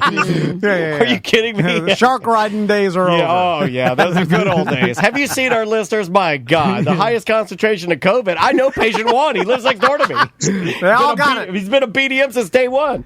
So, next story. Last thing from this article. It says, like you guys were saying, the number of jailbreaks in Denmark is pretty high. Last November, an organized crime figure escaped from the hospital's psychiatric ward in the time of Slagelsi after guns were smuggled inside a cake box. That's a classic, the old cake box. Why do people do this to themselves? Like Denmark, you're being clowned on by the rest of the world about your prison system. Why do you let this happen so that they can use it as more ammunition to clown on you? Yeah. It's like my papa was like, Denmark, Canada, there is a joke. You're waiting for 10 hours to go to just understand what your stereotype is and try to work against it. It's like one old, what was his name? The quarterback for the Giants. They call him Danny Dimes. Which one? I forgot his name. Anyway, Boomer. If you... no, that was the Jets. He ran to score a touchdown and then tripped over his own feet and fell down. It's like, they already clown on you, Danny. Don't trip over your own feet when you can make a touchdown. Anyway, next story, Ross. That is Denmark in a nutshell. You got him, Tom. God damn it. This one's just for you, Tom. I know you're a fan of this kind of thing. 3 guys. You ever been to Grand Central Station, Tom? Grand Central Station in New York City? I have never been there. I've been to New York State when I was a kid. Never been to New York City. It's one of my destinations. I haven't been either. I haven't been either. I have. Of course, I Butler has. changed trains there one time. That's as much as I can claim. I was there one time changing trains. It is a big old fucking train station, and that's why it's not surprising. 3 employees just recently got suspended without pay. They found a room that nobody was using, and they managed to either they found a key or they relocked it themselves. And so these 3 guys were the only ones with access to this room. They put in a TV, they put in a microwave, a refrigerator, and a pull-out cot. That's awesome. So they found their own secret break room. It's pretty dope. Like, because what's cool, like, that we never experience is like what you experience in a giant big city that's old as fuck, right? Like, we don't have that here, you know, like no. Relative like to New York, We're our pretty city's new. young. We don't have these crazy. I mean, we have some, of course. Like, we've talked to Don Price about like there's some secret underground stuff. Truthfully, I mean, that tunnel under the beach. And again, that's about it. Yeah, but like even the tunnel, I think a lot of what we have, and I don't know if Ross will agree with this, but I think a lot of what we have even has a little more legend attached to it, even than what it actually is. Like, I keep hearing about this like tunnel. urban myth stuff. I'm sure there is a tunnel, but is it a tunnel that's filled with mystery, or is it just a tiny little thing that is just big enough to qualify as a tunnel? Just to help people get their equipment under the stage. Yeah. That's it. But like, New York City has like old, they have complete like subway tunnels that haven't been used since the 20s. They have infrastructure underneath the city that has been blocked off for like 25 years. They got a parade where they take balloons the size of buildings, and there's people holding them down. I imagine every other, like near the subway, there's always a room that Will Smith is in there holding the door for the bums are trying to get in. He's holding his son. Anyway, there's lots of rooms. You go to that movie a lot too. That's becoming the new Shawshank. I never even watched that movie. I've never even seen it. Pursuit of Happiness. I'm an inventor. How'd they catch these guys, Ross? Apparently, I think they traced them by electricity. They had it wired, and then somebody was like, "Hey, what's this fucking room we can't get into? What if there's a fire in there?" They went in. They found a half-consumed beer. They found clean sheets. These guys really had a fucking system. Like, they were set up. This was no hollowed-out box at the Home Depot. They had a fucking system. I like this because we need a secret room here. It's called Butler's desk. Butler can go in there and hide. I've said this before, but hiding at your workplace is one of the best feelings in the world. Yeah. And I used to do it. And if you can find a place to get back there and hide, and you know you're getting paid to hide, Butler just goes on errands. Where the fuck do you think I go? Yeah, exactly. Whatever way you got to do it. I'm just saying. He's working the system good. I'm fucking up over here. You got to hide. It's all about hiding. Show you where the secret room is. Ross, and for sure you hid in the old Kawasaki jet ski factory or something. You've hid at work before. Fired. Yeah, that's how he got fired. There was a break room, and there was a smoking room, but I would go into the bathroom and go into like the farthest, and there were like 50 fucking stalls. I would go to the farthest stall and hit my one hitter and blow it through toilet paper. Yep. And that lasted as long as it lasted. I just listened to that episode, Ross. My God, I love that episode. So here's the key to hiding at your workplace. You have to have someone to vouch for you. You can't hide by yourself because people start asking too many questions. You got to have someone on the other side that starts making excuses of where you are. And that if you don't have that person, I had the Grizz at Home Depot, where we had the system where we'd each take turns sleeping behind the chains at the hardware. I mean, we would do hour at a time usually. Any more than that, long time. Damn. Yeah. We do like a good 6-8 hour night. Nap. So, God damn, it's not a fucking nap. That's called going to sleep. That's more sleep than I get right now. So there's buckets of chains, and we'd move them, and then one of us would crawl behind and sleep in the rafters, and then the vouching person would put the bucket of chains back to get you so that no one could see you. Could you get out by yourself, or would you be trapped by there? And then the voucher would bring up lies when people would start asking. They'd be like, "Where's Tom at?" And be like, "Oh," and then the Grizz would be like, "I saw him over in lumber." He was. So they go to lumber, and then by the time they get to lumber, then you're like, "Get out! They're in lumber. They're in lumber." Yes, yeah. Then the voucher would go, and then one time I forgot that the Grizz was back there in the chains, and then they're trying to get chains, right? They're like, "This guy needs like 25 yards of chains." No, this is at night, overnights. We were stalking. Yeah, you couldn't do it during the day. Yeah, during the day, there's some old man. He's like, "There's a kid in here." My God, there's a dead child. And then someone's like, "Where's Zach at?" I'm like, "I don't know." And then they started looking for the calling over. I was like, "Oh shit, I'm the voucher." And then he heard him calling. Grizz to Homer. And then he had to push the chains and fell over. Anyway, and then after that day, I couldn't be the voucher anymore.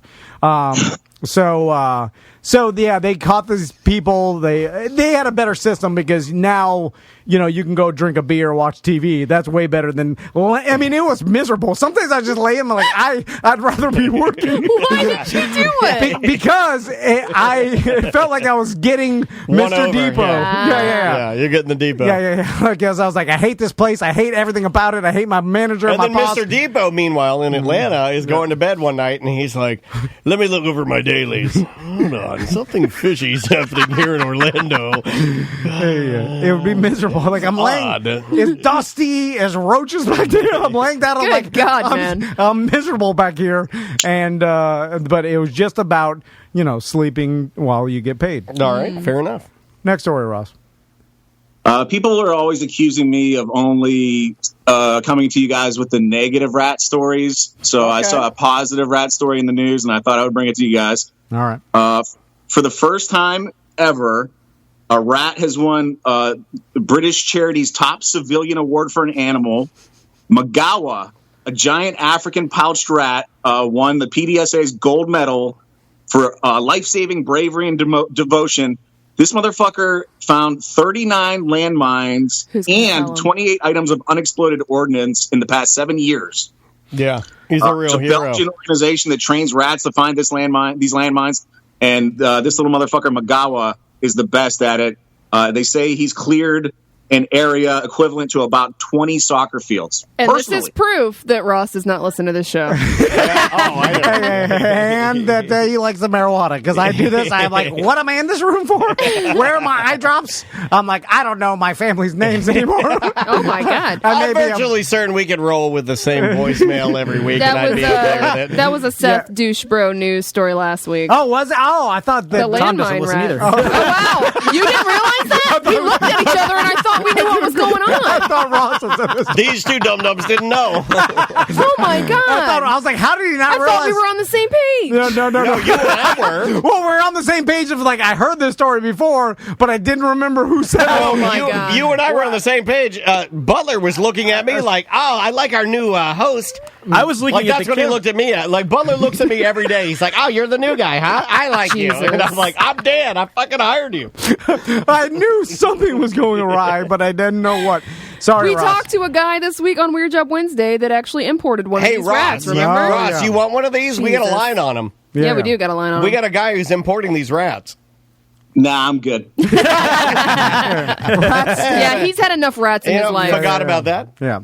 So, but I do like the one above Ross's head. If you here, I'll zero in. I don't know if you can see it over his shoulder. Look at him up there. Isn't that cool? There's two, actually. There's one that's a bone one and one that's a little smiley one, I think. Oh, why do you Tom can't see. Why do you have rat trophies? Because he likes fun, and that's a fun, whimsical room. You're the only person that hates fun stuff. Well, I thought rats were Ross's arch enemy. Why would you have a bone? It's a warning. Is it? Yeah, I don't know. Mm-hmm. Yeah, we decided to go all rats for Halloween. So, I don't know if you've priced them on Amazon around Halloween. Like a plastic rat like that one goes for like $7-8 fucking bucks. It's ridiculous. Yeah. But like right after Halloween and most of the rest of the year, you can get them cheap. So that's been what I've been doing. I've been picking them up like slowly on the sly. There's a shitload of rats on my porch right now, and I figure by like the end of 10 years, I'll be able to do the whole fucking yard with fake rats. Hold on. Fucking awesome, dude. You know what? I'm going to sponsor a couple rats, Ross. I'm going to send you a couple. If I write my name under the bottom of them, can they be commemorative? I'm going to send the news to do a follow-up story about the neighbor of Rat House that now is filling his house with fake rats. It's his comfortability zone. Because I saw you on the news with a big stick and you were killing rats on the news. And they were showing the house. It was a whole thing for years. And then now you're filling your house with fake rats. I don't know. It seems weird. I'll take these two out for you guys. I'll take you mobile for 1 second out to the porch and I'll show you like the display. We're on a mobile show. This is like victims of a trauma being addicted to that trauma. They can only feel... It's Stockholm Syndrome. It's like, Yeah, look at that little guy. He's great. The person There's one, yep. Yeah. Oh, man, you got to... Oh, this one... okay. Why do you have so many rats? This is the person that gets kidnapped and has to sleep in a dungeon for years. Oh, look at all these little guys. Oh, those are great, Ross. This is the crux. This is too much. Tell the real lie. This is rat centipede. Yeah, I like it a lot, but everybody else is freaked out, especially Sam. The person had to sleep in a dungeon for 20 years, and now they have to make their hotel room look like a dungeon to sleep because they're so traumatized. You know what I'm saying? Like, it's Crocodile Dundee has to sleep on the floor because we're in the middle of a pandemic. I approve. But the way I see it is, it's like Hercules went out there and killed that fucking lion with his bare hands, and then he made a goddamn cape out of that lion. You know? Yeah, I'm with you. Or you take a bunch of fake lines and spread them all over your house, and okay. Next story. Yeah, next story, Ross. The piece de resistance, apparently, like my neighbor who comes over and fixes a roof leak for me, one of my roof leaks, he said there's a whole rat skeleton up in the attic, so we're going to try to do a removal of that thing and get it mounted or something. And then that'll be do like a real one. Wait, no. They just fall into bones, though, right? Well, you can attach them. You go back and Ross, if you start constructing a rat skeleton from actual rat skeleton, that's too far. Then now you're officially insane if you do that. I disagree. I think insane people hold their pee-pee long enough to pee inside of Five Guys with no mask. That's insane. Touche. All right, next story, Ross. I'm just going to assume Seth did the Banksy hula hoop girl story, too. We're going to ditch that one. Did EJ get to the Boris Becker story? No. But Boris Becker, that's a name I haven't heard in forever. Motherfucker's bankrupt. He appeared in court, and they had a list of stuff that they wanted him to turn over so that they could auction it off to satisfy his debts.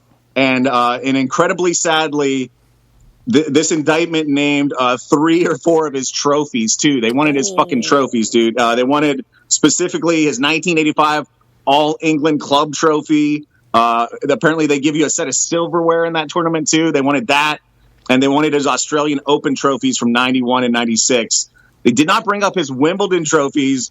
They must have been pawned already. That is weird. That's just like a slap in the face, right? When the IRS or any official makes... But is there value to anybody but him of those trophies? Really? Yes. Really? Well, didn't O.J. Simpson sold his Heisman, right? Yeah, well, that's everything. Like the same. But that's a super famous trophy. These kind of trophies are, Daniel's right. Yeah. They're only valuable to him, but also it's like us or the listener who bought us old... creepy big fat dude in sync. Lou Pearlman. A lot of people. Lou Pearlman's. I thought you were talking about our listeners, and I was like, I got a list. Lebanon platinum CD or whatever he got from the Lebanese. No, I don't know who gave it to him. You usually get this from their record label, record company. But you just buy it, and then the people that are selling it do that because it's like I'm just going to do this to fuck you over, right? Like they know that. These handful of trophies aren't going to garner that much money. It's not going to get enough money to make your life good again. It's just like the Orlando Weekly. but it will piss the person off because he fucked up. It's almost like the thing that you list in order to let the public know how bad things are. Yes, yeah. You're giving away all his clothes. Yeah, it's and like, shit. hey guys, just so you know, we're coming after the trophies. This guy's weird. Yeah. Also, he's messed up that much that we're selling even his personal possessions to as a point. I think that's totally a statement move. Yeah. I don't think they actually do it because they think it's going to make any money. They're just like, we're going to sell your trophies too. What's he look like now, Ross? Is he like, how old is Boris Becker now? What's funny is the picture I have of him. It's just like an old guy in a hat and a mask. You can't see a fucking thing of him. Yeah, that's He's weird. He's only 52. It's weird now that a lot of... He's thick. It's hard for me to see... I can't recognize people anymore. No. I usually recognize people by the shape of their lips. Really? Yeah, everybody. Everybody. Yeah. That's you do walk around with the sense of... camouflage with the mask and everything. Mask and sunglasses. I wear a ski mask in every bank I go into. Now, you guys don't think Boris Becker's trophies, for the All England Club, Australian Open, he's a name. Those are big tournaments. Just think. Let me put it this way: when you guys eventually get mismanaged into the ground by Tom, you go bankrupt. Think of how much all those Orlando Weekly plaques are going to go for, dude. Individually, they're probably worth hundreds each, but as a package deal, that's going to be. Already sold them. Yeah, but they're buying. Already sold them. I agree, but the people that are buying them just to clown this guy. Like, I want his trophy. If you actually were a big fan of his, I can see there being a couple people like that. But normally, the bigger fans, they buy it and they give it back to him. You know? Nah, I don't think. Well, I think when you get into these problems, it's the. I think everybody, your fans, kind of distance themselves. They're like, "Oh, you screwed up. I'm gonna go over here now." And then everybody, your Tell enemies. that to Craig Carton. Yeah. Or yourself. I'm guessing that there was a lot of people that there were Craig Carton's like radio enemies and shit. They were happy that he went to jail. You know what I'm saying? Absolutely. Yeah, he had made a lot of enemies. And but his listeners and his fans, they're backing him up. Yeah, because what he did was just he'd been an idiot. Well, this guy just has debts too. Yeah, I don't know what exactly did he do wrong. Is there just like a tax? I think thing? he just mismanaged his money. Yeah. Okay. It says here, he owes a lot of money. He's also accused of concealing more than £1 million in bank accounts. He failed to declare property interest, similar charges for other properties. Also accused of transferring money, including to his former wife and to his estranged wife. And it's also alleged he hid his share of holding of shares in a firm called Breaking Data Corp. All right. So hit a bunch of money, went broke and hit a bunch of money. Yeah. That's everything what you do. that I would do. Like if I'm sitting there, I got a bunch of money. They're like, hey, you could pay all the taxes legally, all right, and that's this much. Or you can evade it and hide this. We could spread it around, and I'm like, let's go with the spreading. Yeah. It was like, I pay less. All right, let's go with that. And then I'm in jail. They're selling my trophies. Spread them. And I'm like, I told them I just didn't want to pay that much. Yeah. That's it. Like, I'm not a bad guy. I just didn't want to pay my fair share. I'm not a bad guy. I think that's how these people think, right? They're like, it is exactly. They're like, I don't want to pay that many taxes. And they're like, well, you could do this, but if you get caught, it'd be bad. Like, oh, what are the chances? And then you're like, oh, fuck. Fast forward 6 years. Yeah. All right. Anything else, Roz? You probably get to meet Wesley Snipes. Do you guys want anything else? Let's do one more. You could have your choice of animal stories. We could talk about flying squirrels, or we could talk about eels. I know the flying squirrel story. Let's do that one. How fucking crazy is that? Apparently, this is a Florida story. This is out of Tallahassee, all through Central Florida. Apparently, these guys were poaching flying squirrels out of Florida. Yep. They had as many as 10,000 squirrel traps in Central Florida. Yep. Caught apparently about 3,600 flying squirrels over a 3-year period. They would ship them up to Chicago. Millions of dollars. And then Chicago would send them to South Korea.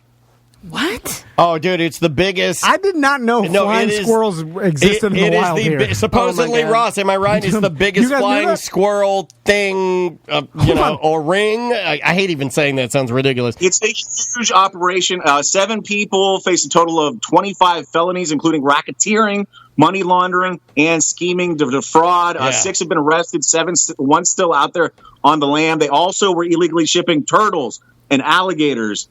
And the deal was they'd catch this shit in Florida. They'd send it up to Chicago. They'd fake that it was all farm grown. Like they'd raise these squirrels and alligators on a farm.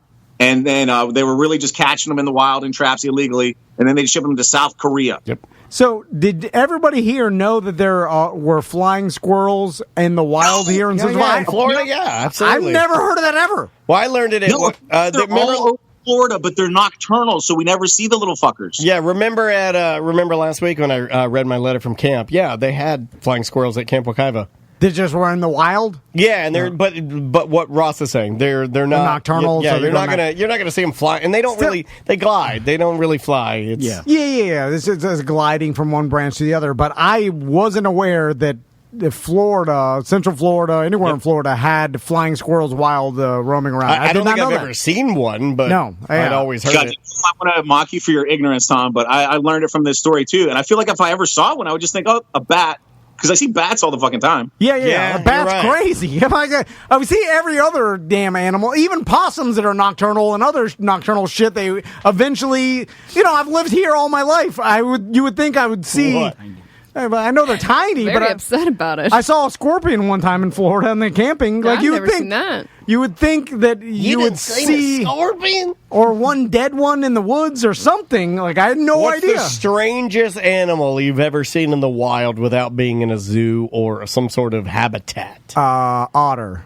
Like when I saw an otter at the old King's Landing, it blew my mind. You know what blows my mind is sugar gliders. Yeah. Because they got that little weird half butthole, half belly button thing. Is that are they native to Florida? I don't know. I don't think so. Every time I see one, I want to step on it, though.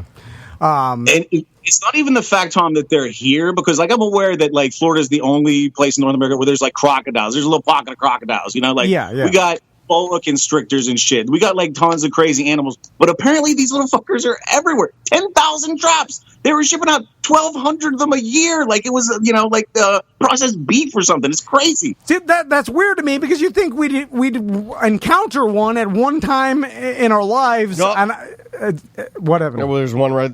No, he's gone. No, He's gone. But You missed has him. anybody here ever seen or even talked to someone who's seen a flying squirrel? Yeah, in Florida? I can guess Yes. that. Yeah. We have one. I'm just gonna guess. And any non-liar. How dare you? My ex-girlfriend's cat caught one. That's how I saw And it. it was Emma Stone. The old ex-girlfriend's cat caught a flying squirrel. Hey, add that to the goddamn Okay. list. That's I don't gotta even be know what that means. Hold on, your ex-girlfriend's cat caught Ross, flying squirrel. Ross, did you know that after we fired Lee, we'd hire an even bigger liar? God damn it!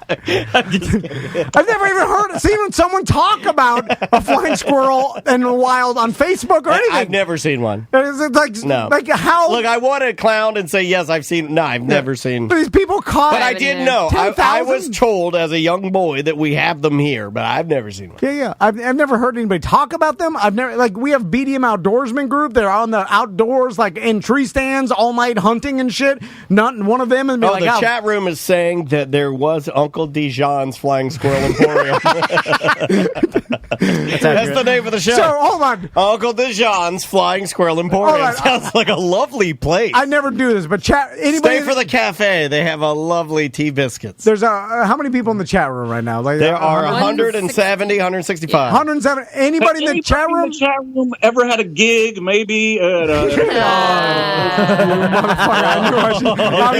You were with me for a second when Ross was like, "No, he wasn't. He just pulled you into his trap." I was You're an like, idiot. "No one's ever seen it." And then, so 170 people and all of us. Why'd you just karate chop my wife's pussy? Hold on a second, Ross. My wife just walked by, and Tom just karate chopped my wife right in the bush. You need to apologize. No one's seen a flying squirrel but Butler's You ex-girlfriend. just chopped my wife's flying squirrel. Cat caught one. All right. Ross, plug your event tonight again. Okay, yeah, I'm going to be at the West End tonight. You can get tickets at drinkatwestend.com. You guys must not have heard me up front. James Yon, headlining, Crespo, Marcus, featuring, and I'm hosting. And I got some rando from Sanford that Paul Williams found that I'm going to also put up on stage for a minute. Cool. I want to give a quick shout out, if I can, to my new sponsor of my podcast, Dad Duke's Hot Sauce. All right. Yeah, we got some of that here, too. That's good shit. Check out Beasto and Blondie for ways to get. I think you can get it at the Ravenous Pig right now for cash. Nice. And don't forget Bull and Bush on Wednesday night, open mics, first and third Saturday, shit sandwich like usual. And I'm giving you guys a heads up. I'm going to be at Bloodhound Brew November 7th. That's going to be a feature set by me. So probably the longest you'll ever see me do comedy ever here in Orlando. Congrats. And man. my buddy John Charles is headlining. I don't know if you remember. He's the guy that took me out to Longwood to do a spot for that guy Dr. Dirty one time. Yes. Remember Dr. Dirty? Yes. He sings like fucking limericks with dirty words in them. Hold on, who is this Dr. Dirty now? Because I want to get him on the show. I'm going to be featured for my buddy John Charles. One time, John Charles took me out to Longwood. He's like, "Hey, listen, you just got to do a little time up front. Don't worry if they don't like you. This crowd doesn't like anybody." And it was him and this guy Dr. Dirty who comes out and he's like, "Twinkle, twinkle, little star, shove a stick up your ass," and he plays like a keyboard, right? It's just like it's all like Roll around the mulberry bush, the monkey chased the weasel. Then he fucked him in the ass. Pop goes the weasel. Just like for a fucking hour. And I'm kind of, you know what, Ross? I gotta tell you, I'm kind of sad that I retired my Dr. Dirty character because I thought that shit had some legs, man. Like I thought it was gonna take off. Yeah, Longwood's known for their comedic geniuses. Get the twinkle twinkle guy. Well, he moved to Castleberry now. I don't know how he did it. He also had this thing where he would ask women in the audience to take their tops off, and they would do it. Yeah, well, it's a handgun. He's like, hold on, we got to get Dr. Dirty. If Dr. Dirty's out there, we got to get him on the show. I want to play the twinkle twinkle. Take a little star, shove a stick up your ass. Now, Sam, take your top off. Little flying squirrel. Dude, you got that just from one sing through. That's amazing. Well, it's difficult, but I'm pretty sharp, Ross. All right, Ross. Hey, we appreciate it. Have a great weekend, man. Great job on news, and good luck with the gigs. We'll see you in a couple weeks, okay? Guys, and you can send me rats anytime. Thank you. All right, brother. Love you too, man. Wow, never thought I'd hear that from Ross. Listen, I'll put it out there. If someone sends me a picture of a flying squirrel that they took in the wild, not a pet or whatever, I'll buy you a ticket to Ross's show. What's tonight? Yeah, tonight. So they have a 25-minute window? Like, right. Also, anyone can just send him a stock photo and he'll believe it. Yeah, do it. He'll buy it because he can't see. I heard the story. Hold a newspaper with the date on it next to the flying squirrel. He can't see where the shit. He won't even know what it is. No, it's got to be a screenshot of a picture you posted on social media, your own social media, because I've never seen. I imagine if you saw a flying squirrel in the wild, you posted on social media. So send me that. Is it crazy to anybody else? No one's ever seen it? Nobody? A flying squirrel? Well, it's not crazy to me, but like Ross this guy caught 10,000? Ross explained why we didn't see it. They're nocturnal. And nocturnal doesn't mean that like, at 7 o'clock when we're all going to bed and we take the dog out, they just start flying around. Yeah. It means like at 3:30 when we're all asleep. But you think someone hunting or someone would come across a dead one in the woods? No. Only okay. Well, do you want one as a pet for the studio? No, I just shocked that no one's ever talked about. There's flying squirrels in Central Florida out in the wild. 10,000 of them for these rednecks to catch. Florida's a big state. Yeah. 10,000 in our state, that's not a lot. Well, in Central Florida, what do you think there's... I don't know. Do you want to take a break? We have my wife here. Hey, wife. Hi. Yeah. Let's take a break. We'll do it. I'm going to calm you down. Okay. Oh, thankfully, I put on the reggae to ease Tom's bees. This is The Slackers. The name of the song is Blue. We'll be back with more A Mediocre Time with Tom and Dan right after this.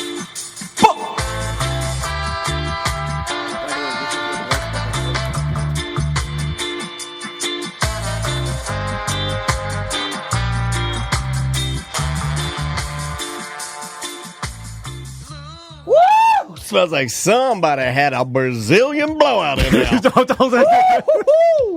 Was that you, buddy? Well, that's different than the Brazilian blowouts. Two flushes, please. Two. You always leave me like some toppings. Isn't that toppings? Toppings. What is it? Like Mary Poppins. Oh, I don't know that baby show. No, it's not a baby show. It's a legendary movie. For babies. Fair enough. It's not for babies. Hey, you know what babies need? Haircut. Yeah. That's what babies need. Melissa Soroka could do that. She can. She specializes in cutting everybody's head. Yeah, and whether you're a woman, a man, or a baby, a kid, I'm not sure how young she'll go, but I'm pretty sure you don't bring your 1-year-old to get your hair cut. Well, what about like fresh? What do you mean? You know, like babies, they come out and they're covered in black hair. Oh, what if I just want Melissa to mow them down a little bit? Mow this baby down a little bit so it's not ugly. Gross, got cheese on it. Her mom's Italian, so she's got those long black hairs. 20% off for new clients all through November.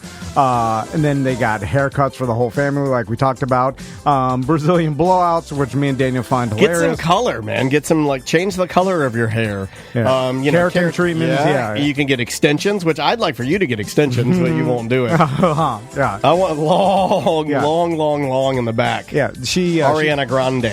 She's also a makeup studio. Maybe you want to hire her if you're getting married. You know, she does professional makeup. But Daniel's right. With color, anything hair related, Melissa Soroka has the experience. Plus, you'll get a cool Tom and Dan gift because her husband is one of our branding agencies. Absolutely. One half of our branding agency. That benefits you. 20% off all of the new clients right now through November. She's a licensed Kevin Murphy retailer, so you can pick up some products there as well. Yeah. Go to her website if you want to check everything out. It's MELISSA SURROCA. MelissaSoroka.com.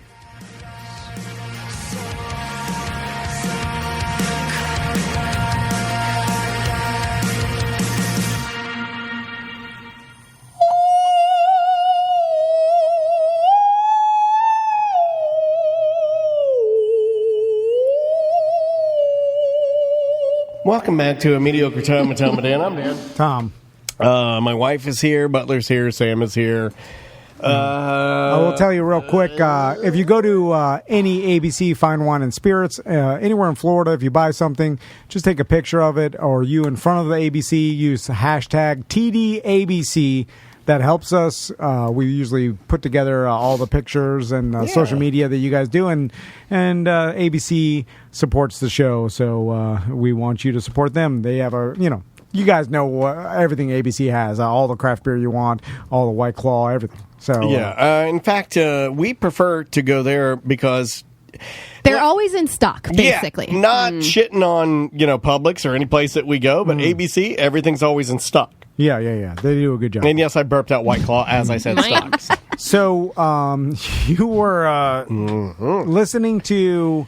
Okay, no, hold on. Pause. Just slow down. Just you slow your roll. Andrew's here. Yeah, my wife is here. Hi, babe. Hi. So we every night we do. There's a couple things we do when we lay in bed. The first thing we do is we put on the fan. We always got to have a fan. I think it's like a Florida thing. I talk to a lot of people. Yeah, I need a fan. A lot of people need a fan. I know Sam needs a fan. Are you a fan, man? Yeah. Yeah, need a fan. Like most people need a fan. So we put our fan on, and then we have become accustomed to either doing like a TV or music. And normally if it's the bedroom, music. Yeah. If you're going to watch TV, you go downstairs to the living room, big TV, nice TV. Right. And I've heard from, doctors and professionals that you shouldn't even have a fucking TV in your bedroom. Yeah, but I'm doing it anyway. Yeah, I am too. Yeah, because I'm lazy. Well, it depends on your hours too and stuff like that. But truthfully, I haven't had one in my room for 10 plus years. That's good. Really? You really shouldn't. Yeah, but do you hang out in your bedroom or you just go there, go straight to sleep? Just go there to sleep. That's healthy. Yeah, he does some things. You're kind of like my dad. Like my dad had naturally just good eating habits, but didn't know what he was doing. But naturally, he's just like, I like vegetables and protein. I don't love to turn on the TV in our room too because it heats it up. Yeah, it heats so it up. much, and I'm a hot. And I'm already heating plasma it up. in there. Oh my God. We do have a big old plasma in there, and I'm already 2020 plasma. It's old. Why's it got blood in there? Yeah, and I'm already heating it up because I'm eating that pussy good. Come on. And I'm like last night, man, I was hammering that clit. No, come on. Like caca, to the point where she was like, "Oh, you're really getting me." Oh, but no. Okay, come on. So that shit was can't look. whap. I mean, whap. So you're listening to music. So we like to listen to music. So lately we've been we have Sirius XM. So lately we do Symphony Hall, which is all classical music. And I like to eat pussy to classical music. Everybody does. I like to read, and so stuff that doesn't have. So you lay in your bed, you listen to classical music, and you read books while I eat her pussy. By the way, this is what I imagine cartoon old people did when I was a kid. Every cartoon old man and woman did. We're under separate blankets. Yeah, okay. Oh my God. All right, stuff, check cartoon old people. I mean, you could say that. I mean, hey, I ain't got my daughter running in my bedroom. That's my bedroom. Yeah. Ain't nobody in there. That's my bed. That's a pussy never eating slept bed. in her bed ever. Yeah. So that's true. She's never. I've never thought about that. What? That she slept in her bed? Yeah, not even one time. The only time I've ever slept with my daughter. Tommy and Max rolling around in cum I've stand. never woken up. Oh my God! Yeah, the only time I have ever slept with my daughter to cuddle is at the Four Seasons on this last. I mean, it took 5 years, and it was only one night because then she was like, "I want my own bed." Yeah, she's like, "This sucks." So he thinks we farts. just recently in the mail got an advertisement for SiriusXM that lists all of their radio shows. It's like a cardboard cutout, like that a menu, has all of their every channel and what it is. And sometimes it's hard to know what they do because it's all over the place. It's fucking radio. It's antiquated technology, right? And I will say the only reason we menu of, but you know why we like it is because they're selecting the music for us. So it's like there's a little bit more of a surprise there. And the lady on the Symphony Hall, she gives you a little background. She's like, "Oh, tonight's going to be a very dark night," and we were like, "Oh, okay." So all the songs were very dark, even though they were classical pieces. Yeah. But anyway, so I bust out this menu, and I was like, "Daniel, they have Viv." Well, no, you were looking for easy listings. Yeah. So the first thing we did Symphony Hall, and she's like, "It's a little too crazy." She doesn't like the harpsichord. I don't like it to sound very Renaissance fair. And there are some classical music that is so Renaissance fair. I'm like, no. So then we went to easy jazz, which is like. That is what my husband listens to all the time. I was like, no, I can't do that. Yeah, he's an old man. And then we went one more. We went to it was spa. We did spa instrumentals, which sounds like I'm going to get jacked off at the Asian massage. So then she was like, she's like, let's try Vivid. Right. Vivid Radio. I think she thought it was there's a channel on SiriusXM, I believe it's called Watercolors, which is like elevator jazz.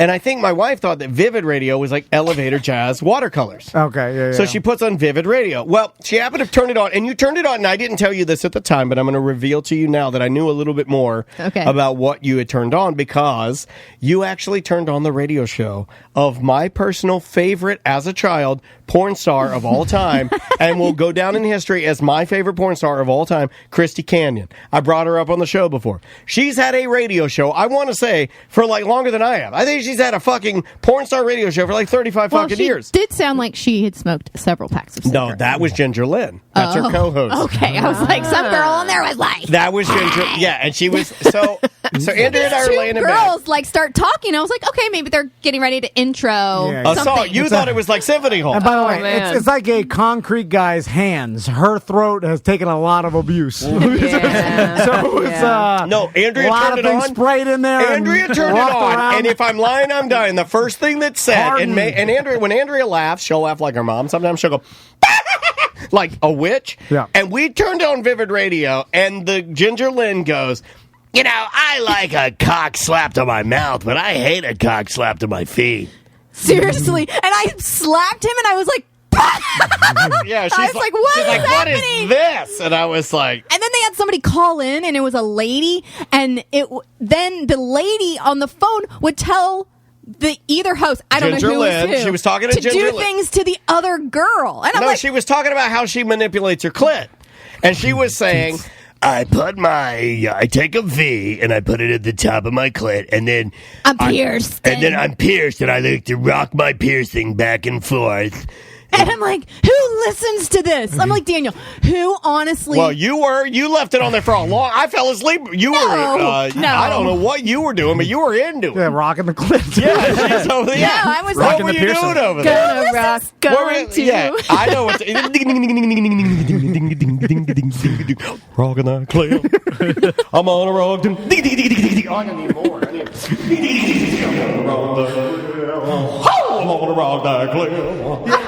But I do agree with you. Who is listening to that? But then I slapped Danielle again, and I said, oh my God, it's truck drivers. Yeah. When they are driving, I bet they're listening to these women get each other off. Yeah, Andrea thinks it's truck driver. Now, we need these fucking... Gotta ask Trucker Matt. We need these Tesla trucks now more than ever, because there's a myriad of truckers driving around jacking it to Ginger Lynn, talking about the rock and the clit. Here's where I see where you're going with this, but this is where my logic jumps in and tells me, if you have unlimited porno to watch on your phone, right? Imagine current day 2020, every trucker has a smartphone. You can't right? watch that while you're But driving. you can't watch while you're driving. You can listen, though. But you could listen to the porno while you're driving. But that's not a conversation. No, That's they're talking. Yeah, but okay, so there's... You should reach out. I bet you we can get Christy Canyon and Ginger Lynn on. Let me write it down. I bet from Vivid Radio. I would be willing to bet, because more people listen to us than listen to them, guaranteed.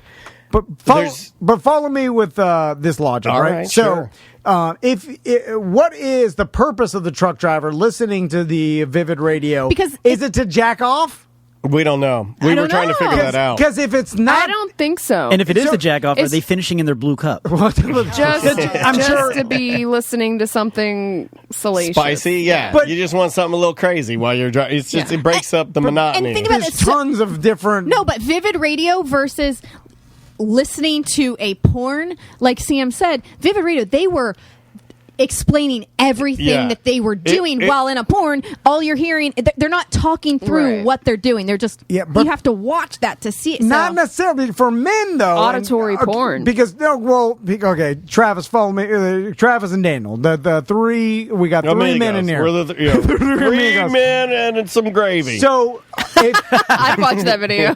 So follow me with this. So if someone gave you an option, right, and said, I need you to jack off to only audio, right? Oh. Now, would you choose? I got this. I'm going to go Vivid Radio audio only Daniel Pearl execution video. God damn it. So I feel it'll be tough. It's too soon and hard. That's a horrible thing to say. I feel like most guys, if they were given the choice of like, all right, it's jacking time. You need jacking time. You can only listen to audio. Jacking time. No, that makes me think Huey of Lewis. Step in Time. You would go Mary just Poppins. audio of sex. As opposed to would you? porn stars talking about. I wouldn't. I need to be talked off. The whole idea is to be talked off. But are they if I just heard like, Yeah. I'm like, I don't know what that is. But if I heard like, hey, I'm touching my clit right now. It's like when people have phone sex. No, but is this, were they doing phone sex or were they just talking about like sexual health? Kind of when you're talking about what you're doing. Describing They were what they were describing doing. where they were touching and like, I can't even. What was she saying? This is not your wheelhouse, baby. You don't need to. I wouldn't make you do that. I'm so sorry. They were just talking about like spreading her, pussy open. And whoa, my Christ on a butt! You're gonna make Tom blush. We didn't listen long enough. We didn't listen long enough to hear like what the whole, the whole thing is about. But then when I looked up Vivid Radio, it's about sex and So, but it's probably. Did you listen to it this morning when you were driving around? I don't think the normal, not a normal person, but I don't think you should do it. Like the everyday person is you should do listening bus around. Crank it wide open. And we noticed that it's only online or streaming. You can't get. Yeah. It's not on your regular.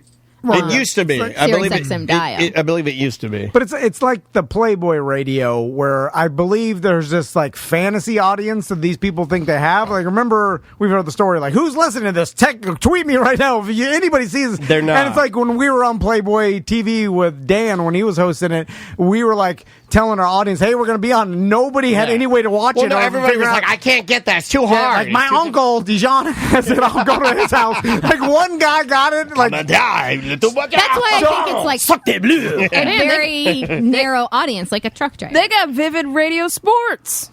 No one is listening to that. What does that So mean? you listen to porn stars talk sports? It's like listen to us talk sports. No one knows what the fuck we're talking about. Next week he's in here. Oh, they have a show called Sluts and Scholars on Tuesday nights. But what I'm saying what was last night? What was I listening to last night? Thursday night. What if they on Vivid Sports started giving you like betting advice? No, they give me horrible betting. These people are idiots. How So when do it you comes to know? betting, I know because they work for Vivid Sports. And They might don't know their sports. No, they don't. Ghost of Manute Bowl in our Twitch chat room, twitch.tv/Tom and Dan Live. He says Lisa Ann does fantasy is on there, I think. I don't know if she does fantasy football or if he means that's some sex gimmick. fantasy. If anybody's listening to like ex-porn stars give fantasy football advice, what if I they're can't into imagine. football? No, That's what I'm saying. But you can act like porn stars can't be into other football. things. They can be. Yeah, she says. But listen he to said Drunky the Bear for those. fantasy football. She's big into it. I follow. Yeah, okay, she's big into it, but you could listen to experts that make their Yeah, living. but what if she happens to be really good at it? No way. There's no possible You gave way. us homework. You gave us homework, and we had to watch that documentary. The amount of declarative statements you make is just off the chart, man. Well, because this is something I know about. They listen to you. Yeah, but you don't know about I know. But you don't know. advice. If you're listening to my advice, you're a goddamn idiot. No, but here's you know I'm an idiot, and you know this chick's an idiot. Here's the thing I don't I don't know that at all. No, but here's the thing I never understand is you say I know that she doesn't know, and I'm like, but you don't know. You don't. Okay, what I'm saying is she probably knows, more than the rest of the porn stars or the rest of the people in Vivid. They chose, and she may know a decent enough amount to get through. Like, you should take Russell Wilson this weekend. He's projected. I mean, you could just go on ESPN app and just look and just read off their news. Like, you're thinking these ladies are stupid. They can only have sex for money. No, That's not how that works. No, I'm not. No, they're putting words in my mouth. I'm just. What are you saying? How do you know for a fact that she doesn't know her shit with football? Because pretty soon I'm going to have to start. You've never even listened. I haven't, but what I'm saying is that I can venture a guess, an educated guess, based on what? That they're based because on she's a porn reality. star. No, based on reality and the fact that there's other people that do audio fantasy football content that is vastly better How than do she you know is. when you haven't listened? You can't say it's better. You literally never listened to compare This it. is the biggest thing I get in an argument with because he says I make an educated guess. All right, she's better than Matthew No, Berry. she's better.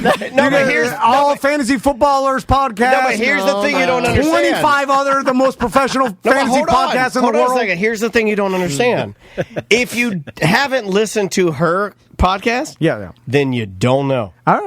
Fair enough. And that's it. That's all we're saying. Nobody's saying she's the greatest. No. Everybody's saying, but you can't say I made an educated guess. No, you didn't. You don't know anything about her. The only way to make an educated guess is to educate yourself, which you're not. Right. But if Hulk Hogan started doing a sex podcast about the sexual, oh my God, he's got a thermos. I'll just venture to guess that he probably knows less than the professionals that also do podcasts about. You know what I'm saying? I'm just. I do. Based off, I would like to say that if she is doing the show and she gets paid to do it and talk about fantasy football, then she's a professional too. That's true. And some women would rather hear a woman give them fantasy football advice than a man. So. No, but there's tons of women that do really good fantasy football content that have done it their whole lives. Norm solved your problem and your argument. Norm said, "Hey guys, Tom just knows these things." Thank you, Norm. Thank you, Norm. Well said. I know I get yelled at for all this stuff.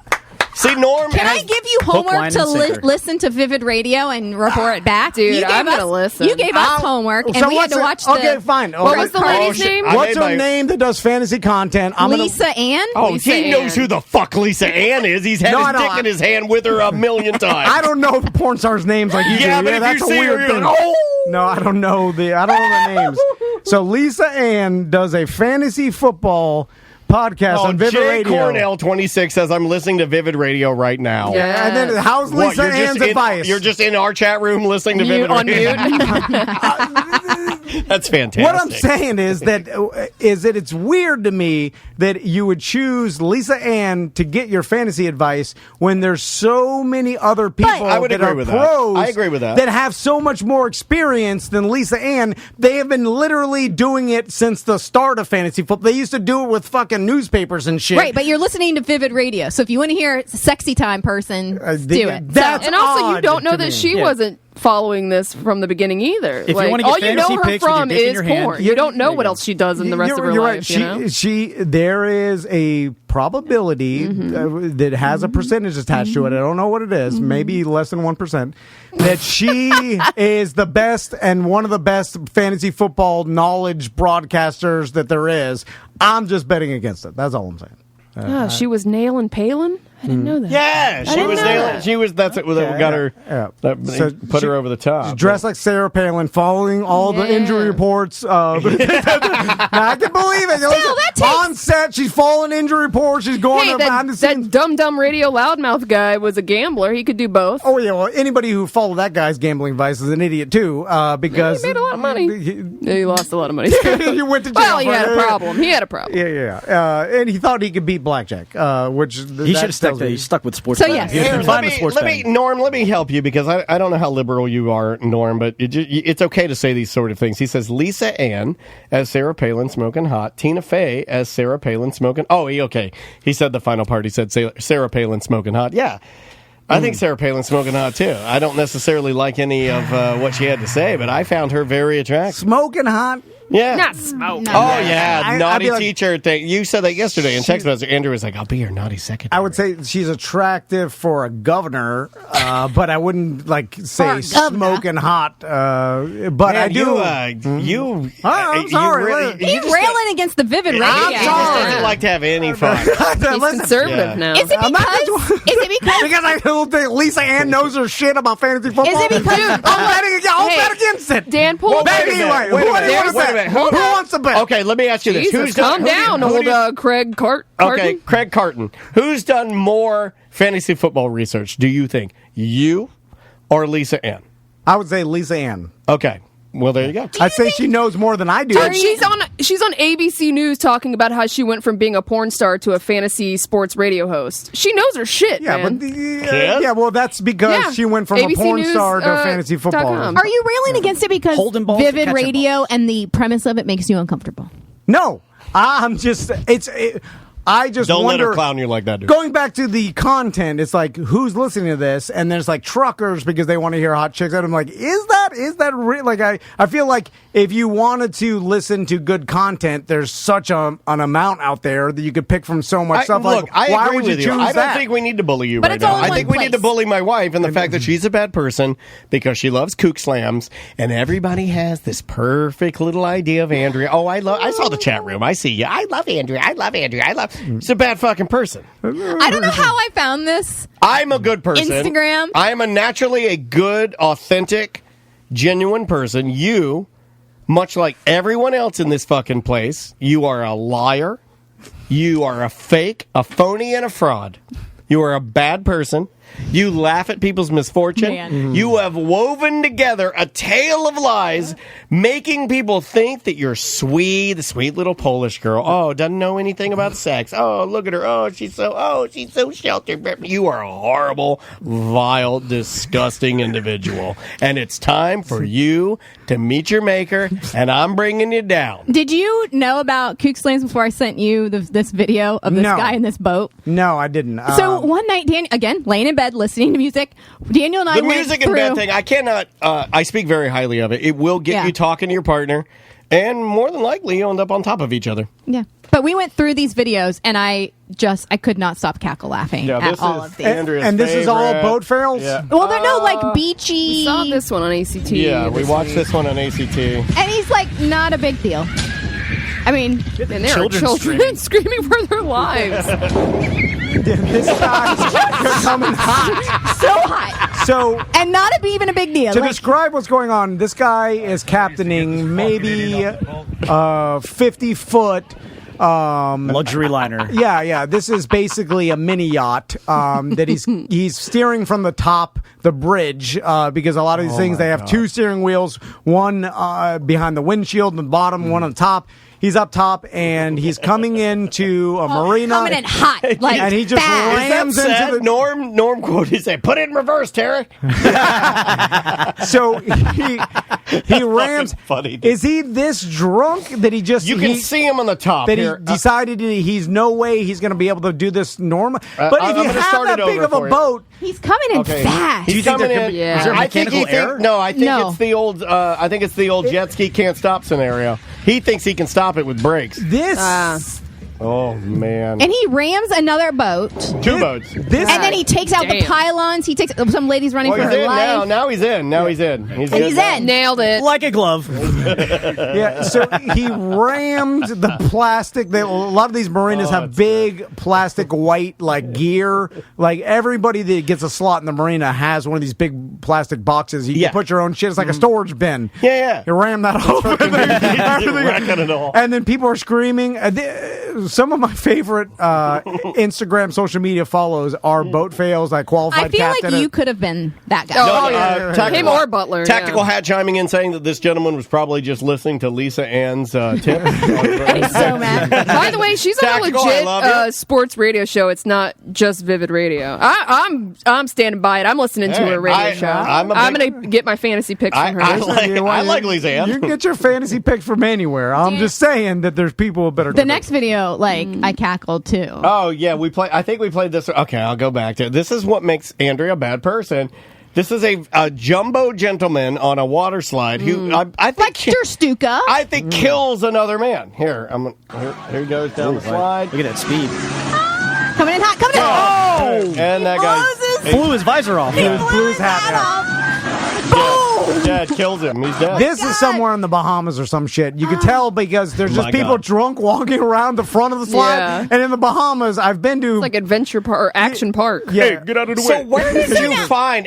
you're the nicest person I know. So where does Somebody shared it in their like stories or something. And then you just started howling at it? Right. And now they have a account called Kook of the Day. And so they repost Andrea things that people really, like. Andrea? Yes. Kook of the day? And they make fun of people who leave their wetsuit on and they call it yeast mode. And then they call it like. No. It's internet bullying. It's, I'm dangerous. I love this. I know you guys do. Get them, shame them for their one mistake they maybe made in their entire life, and get them, attack them, Cancel them, make them look like idiots, fool. And by the way, I'm watching this guy like, what an idiot! I would for sure have done the same thing. I'm the fat guy going down the slide. I crush my boat all the time, but I'm like, look at him embarrassing. I looked at the first video, I thought it was you on your boat, and then I looked at the second video, and thought that was me going down a water slide. What about the one where the guy he's on the killer whale raft and he like takes out a bunch of people? He's in a wave pool somewhere. I mean, I think that one. Oh, that's an Asian wave pool. Yeah. So, but no, it just makes me. It gives me great pleasure to watch these. You could always tell if it's a water park in a different country if there's 1 billion people in a small area. Yeah, if there's no one, they're like, man, there seems to be a lack of safety involved, and then you look closely, you're like, those bolts are rusty. That's a water park in a different country. It's all back to that like HBO's, action park. Yeah. Which I saw, by the way. What'd you think? Oh, the documentary. Yeah, it's good. Yeah. It's good. It's good. It's sad that people died. Yeah, it is sad. People's kids died in this shit in some shyster with very little retribution. But insane that there was a time in America that place existed and it stayed open so long. I mean, it's also sad to know that a couple kids got to die for you to have a rad action park. It did look fucking awesome. I'm sorry. It did. Like the fact that you could jump off a giant platform, and there was just like a line of like, jump off. I don't know, 25 feet or something. I feel like if you lived in New Jersey, you would have worked there, like because all the people that worked there, like they were all teens, right, teenagers. Yeah. It was like back in when I was a younger kid, it was like the kids that worked at skate parks always were the cool kids that smoke weed and they just ran the whole skate park. They're like the boss gives you access to the register and then you just close up. I can go to the snack bar. Yeah. It's like just like 15-year-olds running a business. You're like, what is the movie theater? Like God, the but in the movie, there's always one sad old man that's in but he charge. lets the kids do it. All right, you knuckleheads, get straight. We got to turn this place around if we want to stay here. But I think at action park and like skate parks and stuff, there's no old man, there's no adults, right? It's just all the kids. Mostly kids, yeah. And then one adult still acts like Yeah, they never grew up. I'm still hoping that with this new clean shaven thing that I'm doing, if I clean shave, I can go work with the out of the country people from Disney and have one of those fuck orgies that they do over there. I've heard things. Yeah, you want to dump them out? Do you want me to call our guest? Goddamn! Fuck, dump them out. Let's call this guest. Okay, I'm out. I'm gonna go watch more Kook Slams. Okay, I love you. Watch Vivid Radio. No, you can only listen to it. You can't watch it. I know I'm going to get. Actually, you can watch it on Facebook, I think. All I'm saying that next year, go to your fantasy football drafts, sit down, and then tell the rest of the people in your draft. Sorry, I just karate chopped your wife. Why are you karate chopping my wife's bush? That's the second time she comes by. Is that your handshake now? And now it seems like I'm doing it on purpose. It's like, you're like, I'm sorry. I can't defend myself. My God. I'm the straight up. My God. Let me smell your hair. And play it. We got Sleepy Tom over here, and I'm Billy Bush. Jesus. Anyway, go to your fantasy football draft and then tell all your friends. So he's talking shit about how women don't know anything about fantasy football, and then he chops your wife in the puss. He's a chopper. Then he smelled her hair. I didn't say all women. I meant that. How dare you put words in my mouth? My God. I'm just saying Lisa Ann in particular. Why? I'm just making the declaration. She has right a shamrock on her. Just go and tell all your friends that you got all your fantasy football advice from Lisa Ann, and then just see what happens. Apparently, she was in China's porno as well. Line one? Line one. The wrestler. I'll let you do the honors, Tom. Anessa, are you there? I'm here. There she is. Hey, it's Anessa X. Yeah. So, by the way, she's been a listener of our show a very long time. I was looking at your Instagram. We called her fart gas mask, which is not nice. And by the way, she farts in the gas mask. The billionaire wears the mask, not her. Yeah. And she was on the Seth dating show. You may know her from Sausage Castle. You may know her from Machete Jail. There's lots of other. You may know her from me talking about seeing her getting, just railed, because she has a copious and a very pronounced rear end. That 100 and some got odd junk in the trunk. Yeah, 100 and some odd thousand. I'm guessing 148,000. Men and women both love her big old booty. I am one. How do you feel about fantasy football, Anessa? What the hell is that? You know what? Touche. Check one for Lisa. So, I do follow Anessa on Instagram. I know you do. You have to actually, you can't just follow automatically. You have to press follow, and then she has to accept you. Approve you. She ain't gonna just give you the big old booty for free. So you gotta be vetted. So I do scroll, and then I'm like, whoa! You're a booty. You're a goddamn hat off. Yeah, you're a booty man. And then Travis did see me scrolling during the break, and then he tried to. What the? Okay, let me. This is the only business that one of your employees that just clowns the boss continually.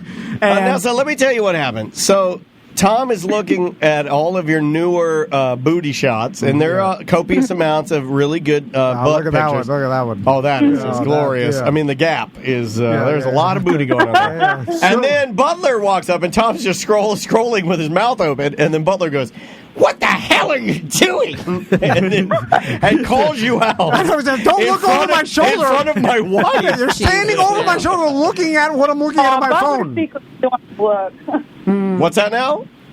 Butler secretly wanted to look. He's horny as hell. Butler's the horniest one in here. I think I'm a follower already. Yeah, I will bring my gas mask personally in here, and you can fart in it right into Butler's face, and he'll cum his pants. I guarantee. Good fun. So, also, I've noticed, I play a game where, because you're from Central Florida, where every once in a while, you like doing a lot of shoots outdoors. Yeah, there's a lot of water, beachy, like outdoor springs, waterfalls. And then when I see an area that I recognize, I rode my one wheel there. I'm always like, oh, she's in King's Landing, and then I imagine myself rowing with my sons, and then I see you. Hey, we can make that happen. And then I'm like, you're standing in the water in the springs, and then I'm like, it blows my nerd sunglasses off. Even though I believe she is a taken woman, I believe we could set up a scenario where she'd be in the bushes as the canoe comes by. I can't die. My sons aren't ready for this. Wait, Maisie saw it. Remember in the bushes over by Lake Baldwin? When they turn 16, we'll set this all up. You'll get in the bushes with the G-string, and then I'll canoe my sons. 16? Yeah, and then because every men 16-year-old boy gets a canoe with their dad. Yeah, fuck that. No, I'm just saying, that's how we turn them into men. They see it, they're like, whoa. What are they dressed in their like Amish outfits? We have never seen anything like this before, Father. We would like to go over and put $1 in the G-string. So anyway, I'm just setting up who Anessa is. She's Instagram famous. Yeah, we've called her fart gas mask. Not true. Yeah, and if anybody wants to check her out, it's Anessa XXOO, and the picture you'll see it. Yeah, you'll know. Yeah. So just look for the booty. Anyway, Anessa, I think the last time I talked to you was after last year's, or was it this year? Oh my God, it was this year, right? Yeah. The charity golf tournament. It was after the foot golf thing. Yeah. After, which crazy that happened in January. It seems like it's a million years ago now, but yeah. After the charity foot golf tournament, I talked to you at Celery City, and you were telling me a little bit about your new living, because it's funny, since we started talking to you, you transitioned into being an Instagram or social media influencer, and you've built up quite the following. I mean, like between her following, her the fact that she's I guess works on her posterior a lot because butts are big right now. Yeah, she is using all of that and working really hard to. You have an OnlyFans, right? I do. Is that your primary? Is that your job? That's my main job. Fucking cool, dude. That's really, really so, cool. So, Anessa, tell us how it works. Like, obviously, you got this huge following on Instagram, and then if people want to dive a little deeper, they can follow you on your OnlyFans, and then you provide what to your OnlyFans? All the nasty porno that you could ever imagine. All right. Yeah. What's your OnlyFans page? Or whatever. I'm asking for a friend. It's onlyfans.com/AnessaXM. It's on the link in bio in my Instagram. Yeah, there's like a Lincoln thing. If you go to Instagram, it'll say like Linktree or link in bio, and you click on that, and you can get to it. I thought that was Abraham Lincoln's bio. I know who the fuck Abraham Lincoln is. I'm trying to get this goddamn butt. Let me see the butt. Fuck you, Abe Lincoln. Jesus. So I'm John Wilkes horny right now. So Daniel, yeah, that was lame. Follows a bunch of other I just have a decent memory. You saw Anessa on another Instagram. CJ Lind, am I saying his name right, Anessa? Yeah, CJ, Daddy's Juice. Yeah, Daddy's Juice. This guy's huge. And I started following him because he's like super outrageous. Now look, I'm going to tell this story as it happened just because I think I do have a sexual memory. I really... Yeah. You remember way more than I do. Well, but only like when it comes to like porno type stuff. And I started I follow him. So I'm scrolling through one day, right? And I look and I see him pumping this big, beautiful brown butt. And I'm like, wait a minute, I know that tattoo. I go, that's Fart Gas Mask. And I screamed to you guys. Yeah, and then we all ran in here. And then we all ran in here. And sure enough, I looked at it and I go, that's her. And he's got a big old tattooed, long-haired skateboard ween. Yeah, and he's a social media guy too, right? Yeah, he's all about the social media and the sex. And you guys were having a fun party. Yeah, we were at last year's Sausage Castle Drunk People in Costumes party, and, we were in the same bunks, and we were right next to each other, so it just kind of happened. Yep, that's the way it goes. And then, that's the way it happens at our studio, too, just so you know. Now, Anessa, who is filming this? And I'm curious at this part because, like me and Daniel, we hold ourselves back and give ourselves the best content, or give the listeners the best content on BDM shows because you got to pay for it. Like all this show is like we give you only about the BDM shows. I mean, that's really 65%. I write for at least 80 hours a week. Yeah. We hold ourselves. We're not giving you the full 100 because we give the full 100 to those who pay. Truthfully, right now I'm maybe 17%. Yeah. I'm not even Tom Van. I'm just Tom Van Sanden. He only does the BDM show. You're not even the real guy. He's in the bathroom. Yeah. So do you have to be careful? Did he release this or did you release it? Did you give permission? How does that like? Who filmed it? Yeah. How does that work? Okay, well, he filmed it, and there was also another girl that was on a bunk next to us who was watching and doing commentary at the same time.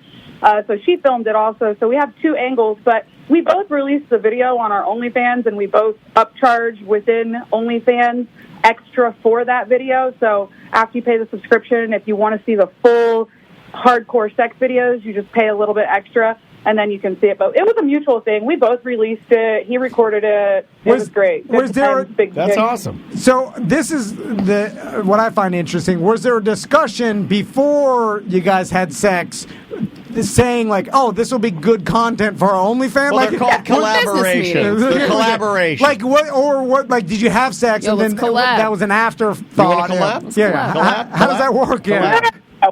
We're both content creators, and that's what we do for a living. So we automatically, before we even had sex, we were just like, we were attracted to each other. And then he was like, hey, this would be great content. I'm like, yeah, it would. Let's film it. Let's do it. And we just did it. Coins. See, that's way better than us because I'm like, oh, this is great. Let's do it. Let's get Matt Mormon in here. Yeah, we try to do and I'm like, I can't have sex with this guy. We try to do he's too OCD'd. He's into cars. He's too big. We try to do he's a guy. I'm not into that. We do a podcast in Colorado. Our wives are yelling at us, quit working when you're on vacation. We're like, oh, God. This seems like it's a win-win scenario because you could have sex. And make money. and make money. What's and better? And it's part of your job. Like now, I'm sure you're cognizant, just like we are. Like we have to keep producing content for our shows. Like you have to keep producing content. And if you could have sex, and that could be part of your content. The cool thing though is we that just have to talk to each other. We hate each other. Yeah. The cool thing though is that it's like your pussy never gets not funny, or does it? Like I don't think your pussy goes. It's hard to have a bad day. Yeah, I don't think your pussy goes like my mom just died. Nothing's funny right now. Okay, well that's an interesting question, Anessa. So sometimes. Oh, by the way, thank you. You were so sweet. With your letter, and hopefully you got mine back. Yes. Okay, cool. You're a sweetheart. She was like, wrote you a letter about. She was like, I was getting railed, and I was thinking about your mom dying, and it just like I was so sad, and so I told CJ this pumps for Carol. So Anessa, every once in a while, me and Daniel will do a BDM show, and after the show, we'll say like, well, that wasn't that good, or we had an off day. We say that a lot. Almost all of them. I have a sign I just pointed it. This was not good. It's almost every single one. Yeah, I don't even say anything now. Now I just look at you. I just shake my head. I'm like, it's happening again. Yeah. So does that ever happen to you where you're putting out you know what? Porn content, you're like, that wasn't that good. I'm not in the mood to fuck, but I have that to. That actually is a decent question, dude, because I imagine, and maybe stereotyping people, whatever, but I imagine... Tom Van stereotype people? Okay, well, follow me here. So, if I paid... Wait a minute, that's what Koresh said. How much is your OnlyFans, Nessa? It's between $8 and $12 for a 30-day subscription. After the 30 days, where does it bump up to? $1,000 a day. 16. And after the 30 days, it'll keep going at whatever price you subscribe for. But once you're subscribed, if you want to see the full videos, all the hardcore stuff, then it's going to be like an extra $15 or $20 per video. Yeah, because you're buying the entire video. Gotcha. It's not just a little video. Gotcha. It's not like a teaser clip. It's like a big video. So let's say I'm paying the OnlyFans and I'm paying for the... I can't imagine that I'd see any like hardcore material from Anessa that I would think to myself like, she didn't give it 100% like that. Like, it's weird because I see what you're imagine that like most guys, they're watching this and they're jacking off to it. So you can tell when a girl's not into it.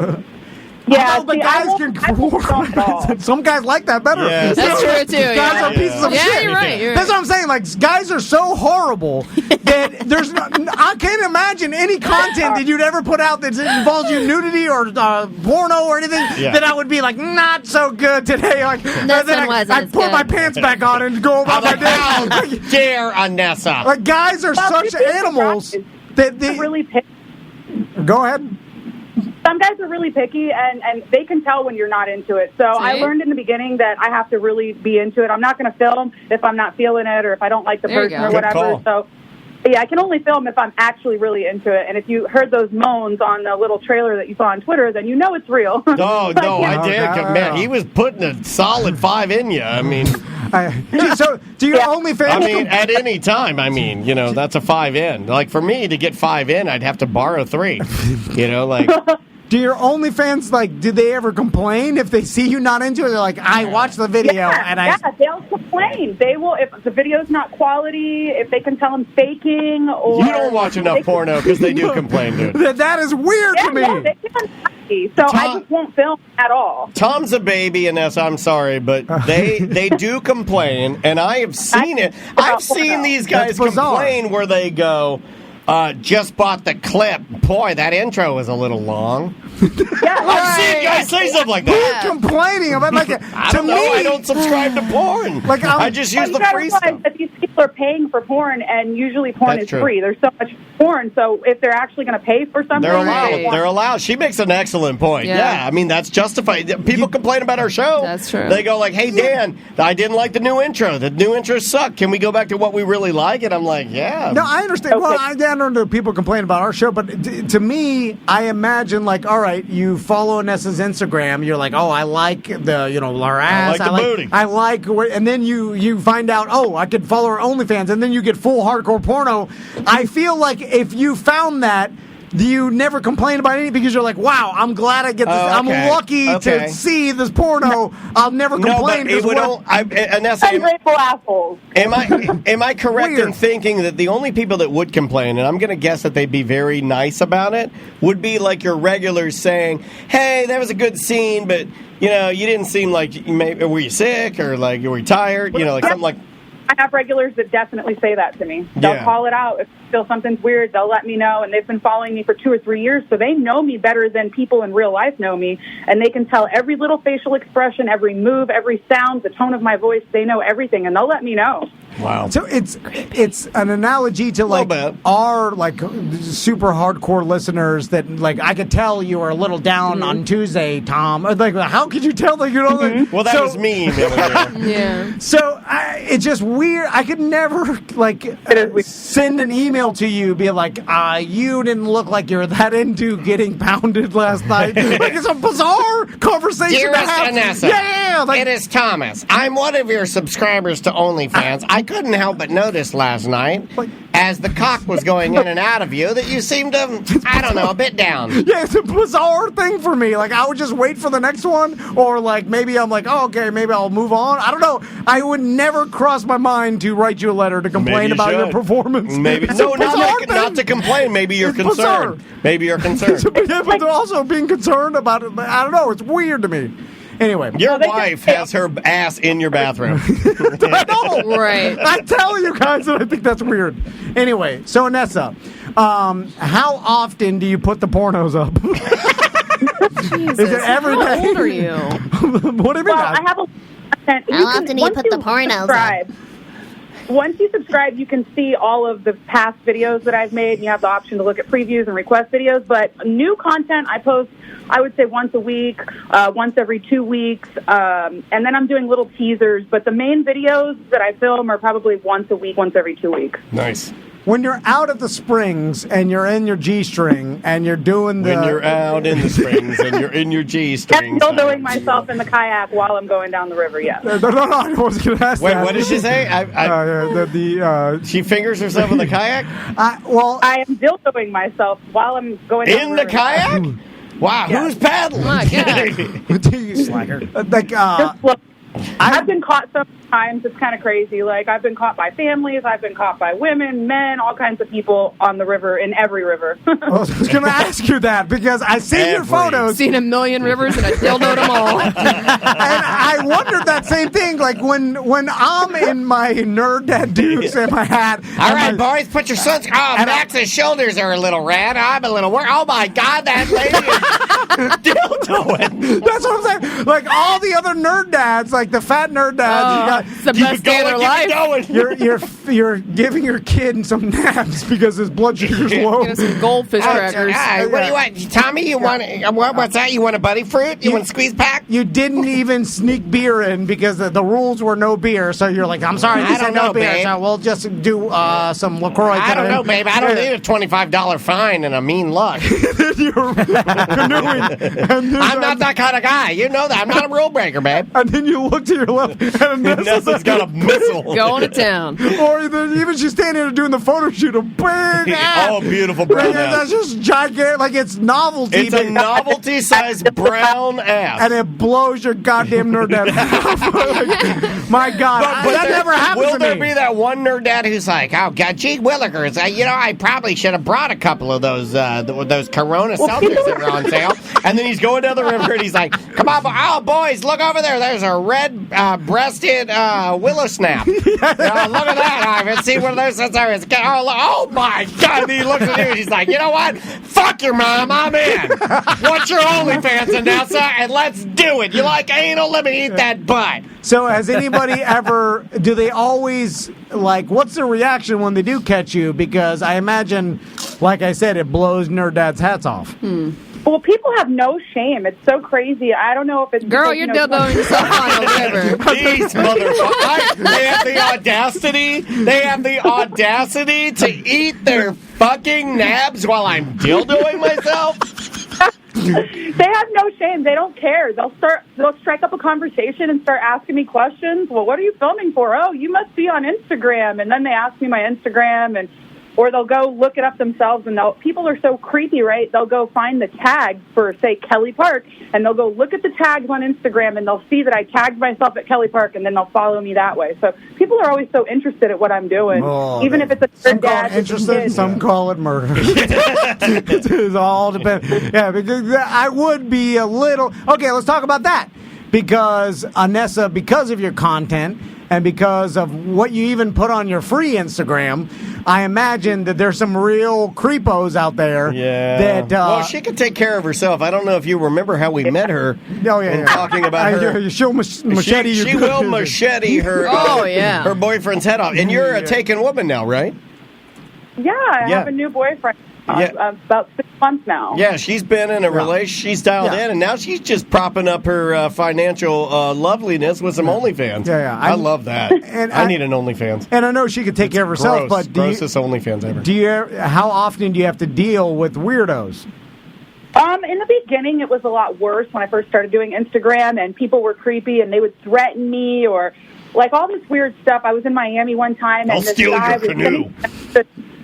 guy was sending me messages on Instagram. He was like, I know that you're at the Aloft Motel on 2nd Ave in Miami on Biscayne, and I'm going to rape you. I'm going to rape you from the parking lot. I said, oh, okay, cool. Well, guess what? Since you know where I'm at, I'll be waiting on you in the parking lot. And I had my security come down with me and sat there and waited on him. And we were going to light his ass up in the middle of the parking lot if he came. Wait a minute. Can you email me exactly what you said? I want to put it on this year's Christmas card. So the guy said, I know you're at this particular motel. I'm going to come there and rape you. So you did the Tom Van. You're like, I'll rape you. Double down. Me and my security will rape you. I'm Canoe Dildo. You don't know who you're fucking with. God damn it. I was like, well, come on then. Bring it, motherfucker. And you guys know I'm a little bit crazy. Oh, and yeah, I like that. So.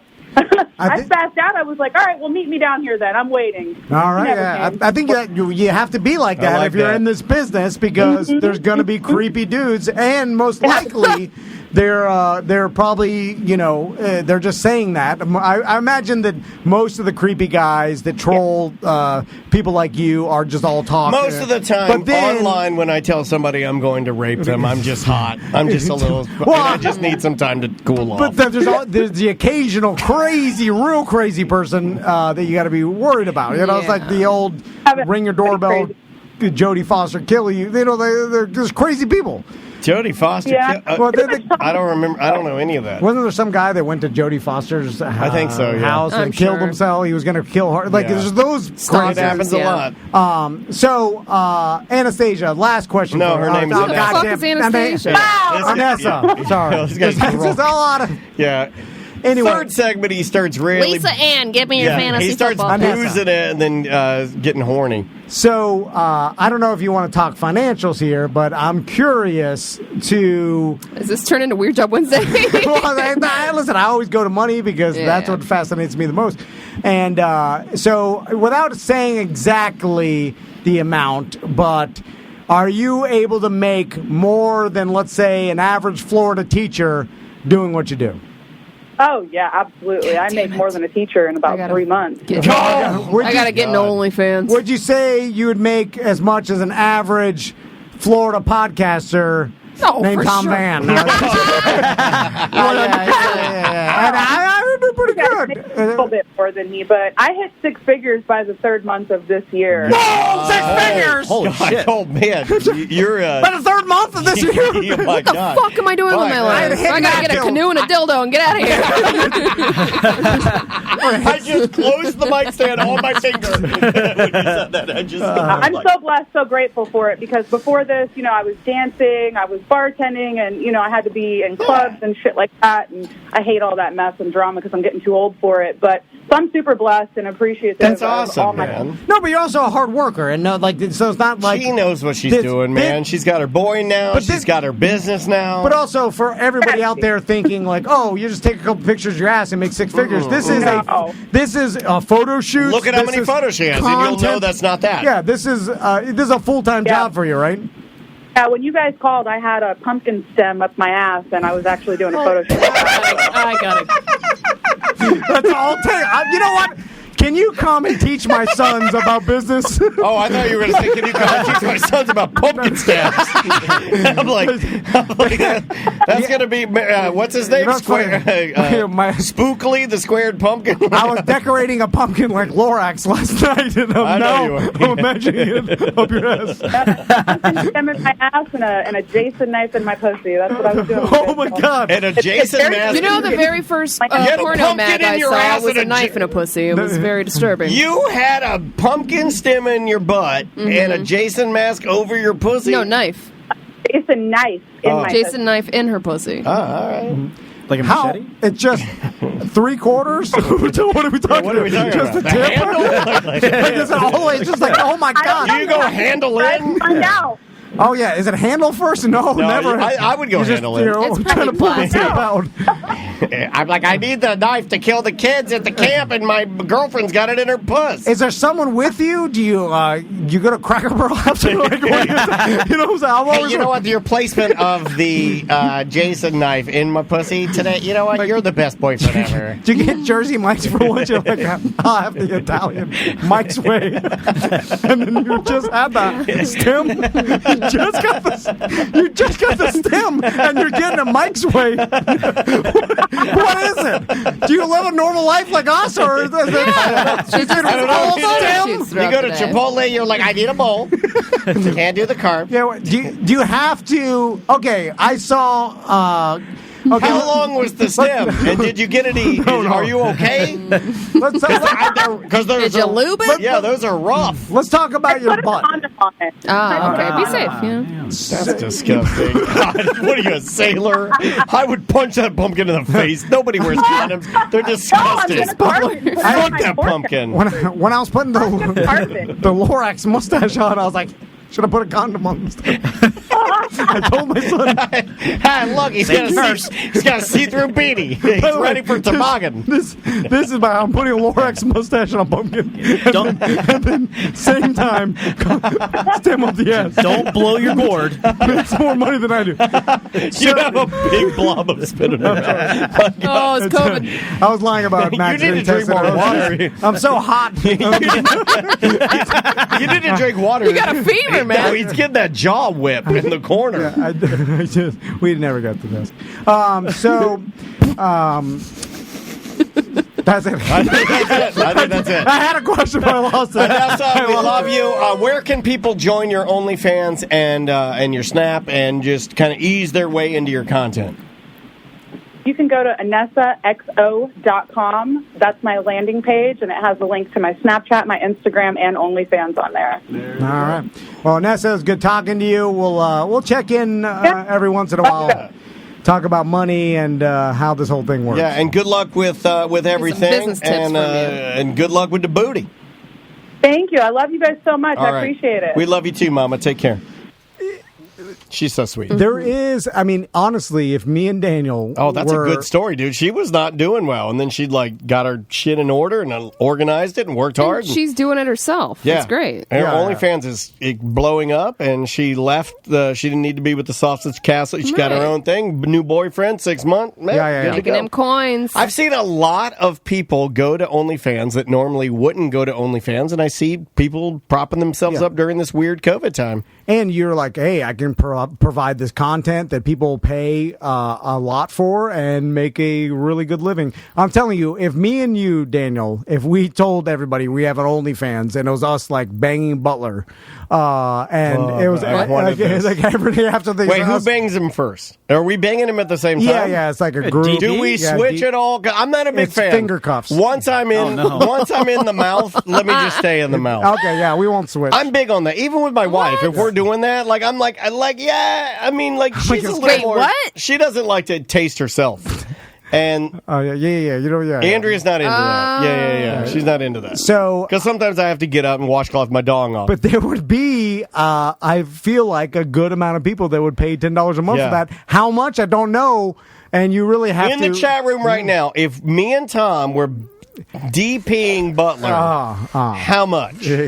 I feel like people would pay the initial $10. Then they'd forget, like, Planet Fitness and the Geek Bag. And well, we'd have to do a video a week. Is it all Butler? Or is it a lot of it? I feel like a lot of it would be just masturbation. Yeah. Like just a camera and we're jacking So am I paid for this, or am I just like, it's part of the job. Part of the It's a part of the base that right? You're checking it's part of the base for sure. Lick the base. Yeah, that's but Lick the base. Who gets the tail? Honestly, I don't even know. Oh, because he has a tail. I don't want. Oh, you know what? You pump him in the ass. I'll just go with a blowjob. I don't want to look at the tail. I put a washcloth over the tail. Oh my god! It's like I don't want to see the washcloth. I'm like, am I here to fuck or is this Land Before Time? I don't need a tail. Honestly, if I was, and I don't know, they do call me Littlefoot. Yuck! I should never have said that. The problem is, besides from curiosity and maybe our gay listeners, I don't know if there are that many people that would be interested in that. Yeah. But if I was a good-looking girl. What if we were just reaching into Butler's ass and just, like, because we've opened him with poppers now? And we just reach into... It doesn't quite work like that. But yeah, isn't that what, Ron? I mean, it loosens it up. Yeah. You're going to have to open it with something else. I'll punch right in there. It doesn't just open like a door. Yeah, punch into it. I can punch through drywall. I'll be screaming, like, come on, pussy. I'm in there like, he's like, it hurts. I'm like, shut the fuck up. And I'm punching his ass. And I'm in there. I'm like, I can feel his heartbeat. They're like, all right, roll the camera. This is for OnlyFans. Hey, I'm feeling Butler's heartbeat. I got my hand in his ass. Yeah, then I'm filming it. Yeah. And so... Where am I at? Am I off for the day? You gotta run the studio. No, you gotta go get me. You leave before this happens. You gotta run Butler to the hospital afterwards. Oh man, because he's walking weird. And but I'm not. I don't joking. know if I like this segment. I don't think I do either, but I'm going with it. Here's the thing. Okay, so to be able to do this type of thing, then I imagine that you don't care what other people think, right? You couldn't and do she this. Never has. And maybe you don't care what your family thinks because that's a lot of the faux pas. Like you don't want to do this if your family finds out. Yep. So you got to have those things. Like I think if I was a woman, I would do this because I don't care. Now the problem is, like, no, there's a lot of my wife. If I didn't have a wife and kids and all that, okay, there is a girl, husband and kids on one of the adult sites who has an OnlyFans, and this could be completely fake. It doesn't seem to be though. She's very straight laced and she's a blonde. And she's very pretty. Yeah, but she says, I'm not, like, I'm a sexual person, but normally I would keep that behind closed doors. I would never, ever think to share anything like this. But, pardon me, because we're in times of COVID and because I don't have money, and it's because it's something that I'm actually into and good at, I've decided to start this OnlyFans. And she is literally... People are trying to break down the stigma of this. She is crushing it because she is very analytical. Consenting adults, who gives a shit? Yeah, she's just like, this is my thing. What makes people think that they're better than these women that are doing it when they're watching it and paying for it? They're not. Like, it's just but you know what I'm saying? People call them sluts. No. All this shit. It's like, but if you don't they're care, just doing their thing. Either watch it or don't. She doesn't a lot care of that what is anything like thinks. toxic guys too. You know, women too. Women will shit on women. Of course, I mean, it's terrible. Yeah. So all I'm saying is that I could do this if I was a woman and I missed my chance. Why can't you do it as a man? Because I think the audience isn't there as much. It's not as much. That's for sure. That's what I'm saying. Like for her, she can make. But the gay figures. audience, you could get for sure, Tom. But I don't know if it's as popular as creepy, horny dudes. You don't like fun. Yeah. Gay men are also horny dudes. Yeah, but he doesn't like fun. And gay men like fun. So, but I don't think there's as big of an audience. You're too grumpy for gay men. No, well, I disagree. I think there's all the gay men I know are pretty lovely people, and you're horribly grumpy. So you think there's they're same? Gonna hate you. There's the same market, gay men to straight men for paying for pornography. I think straight men pay more. There's more straight men. Yes, yeah. And because there's more. I don't know. Gay men are more supportive. They'll pay for it. Straight men will get the free shit. Yeah, but there's more straight men than gay men. Yeah, but more straight men will watch the free shit instead of pay for it. Yeah, but more gay men will go out and actually live it rather than just paying for it because they're already... Not during these quarantine times. They're having fun. I just think there's got to be a bigger market for, like, if you're a woman doing this for straight guys than there is if you're a gay guy doing it for gay guys. We got to ask Ron. Yeah. I'm not sure he would do it, but like just out of percentages, I don't think I'd make the money. Yeah, no, just out of percentages. I mean, unless I was making that money, you know. You got to have a big old ass like her. You don't have that. Yeah. You've lost too much weight with the Adderall. Can we make your ass like... Gotta get booty implants. Oh, yeah. No, not implants. Can we just like... like, can we corset your top and then feed you? We're going to take out a couple ribs. So I'm not a water balloon. Squeeze my muffin. We're going to corset the top and then feed you until your ass gets really bare. That was a question I was going to ask her, and I lost it. What? Is it how? Because I saw Kim Kardashian on David Letterman's Netflix interview show, or whatever, and then she's got came out in like 2014. I know. I was watching the Dave Chappelle one, and then but her ass is so gigantic, and I know she's got a lot of plastic surgery and stuff, but it's like how, and Anessa's got the same thing where it's like so huge. I was like, is that she's doing workouts on her Instagram? Yeah, lots of squats, lunges, Vanessa. Just for Plus, what I mean, good jeans, like you know. But she is always doing squats. So, but that thing is moving around in a tutu. But it's all it goes. Louise. That thing will go, Sam. But it's like calves. Careful, you gotta shut that browser down. Like no matter how much my ass would just get more muscular. Well, she was blessed with a donkey. She just made it better. Yeah. I would have to. There's no way for me to ever grow my ass that big. What if we just made you a flat ass? Maybe that's your thing. We get Mr. Frog. Yeah. Come up. Join Mr. Frog's OnlyFans. Nobody wants. Look at this frog peeing in a parking lot while his son gets a COVID test. Mr. Frog's at it again. Hey, what's up, guys? It's me, Mr. Frog. While my son's inside getting a COVID test, I thought I'd get in the back of my Traverse here and piss in one of my favorite drinking cups. Is Bart Merrick. My wife's part of the Bart Merrick team. I'm playing. Hey, Tommy. Shouldn't have said that. Can't put Tommy on the OnlyFans. So Samantha, who's on Semantics this week? Just me and my husband this week. All right. Yeah. So. Travis. We actually recorded it last night, so yeah. It's ready to go. We're busy this weekend, so we're trying to knock out a show. Our buddy Dom, he's getting married soon, so he's got a bachelor party this weekend. Dom, I cannot believe. And then I'm going to a 14-year-old boy's birthday party. We had that. Are you popping out of a cake? It was on Dump 'Em Out. But, I did tell Samantha, I was like, no, you got to go to a birthday party, a kid's birthday party. You don't have kids. Like that's the worst. No, this one's a little different for her, but I know, but still, nobody wants to I don't want to be around a bunch of 14-year-old boys. There is a different. To me, it is like, okay, Dad, me going to honestly, going to a 14-year-old boy's birthday party is totally okay. Well, I'm saying it's miserable. Mom, no, not really. I can bring some beer. I walk around. When's the last time you've been around a bunch of 14-year-old boys? I don't hang around them. I go there and then I drink the whole time.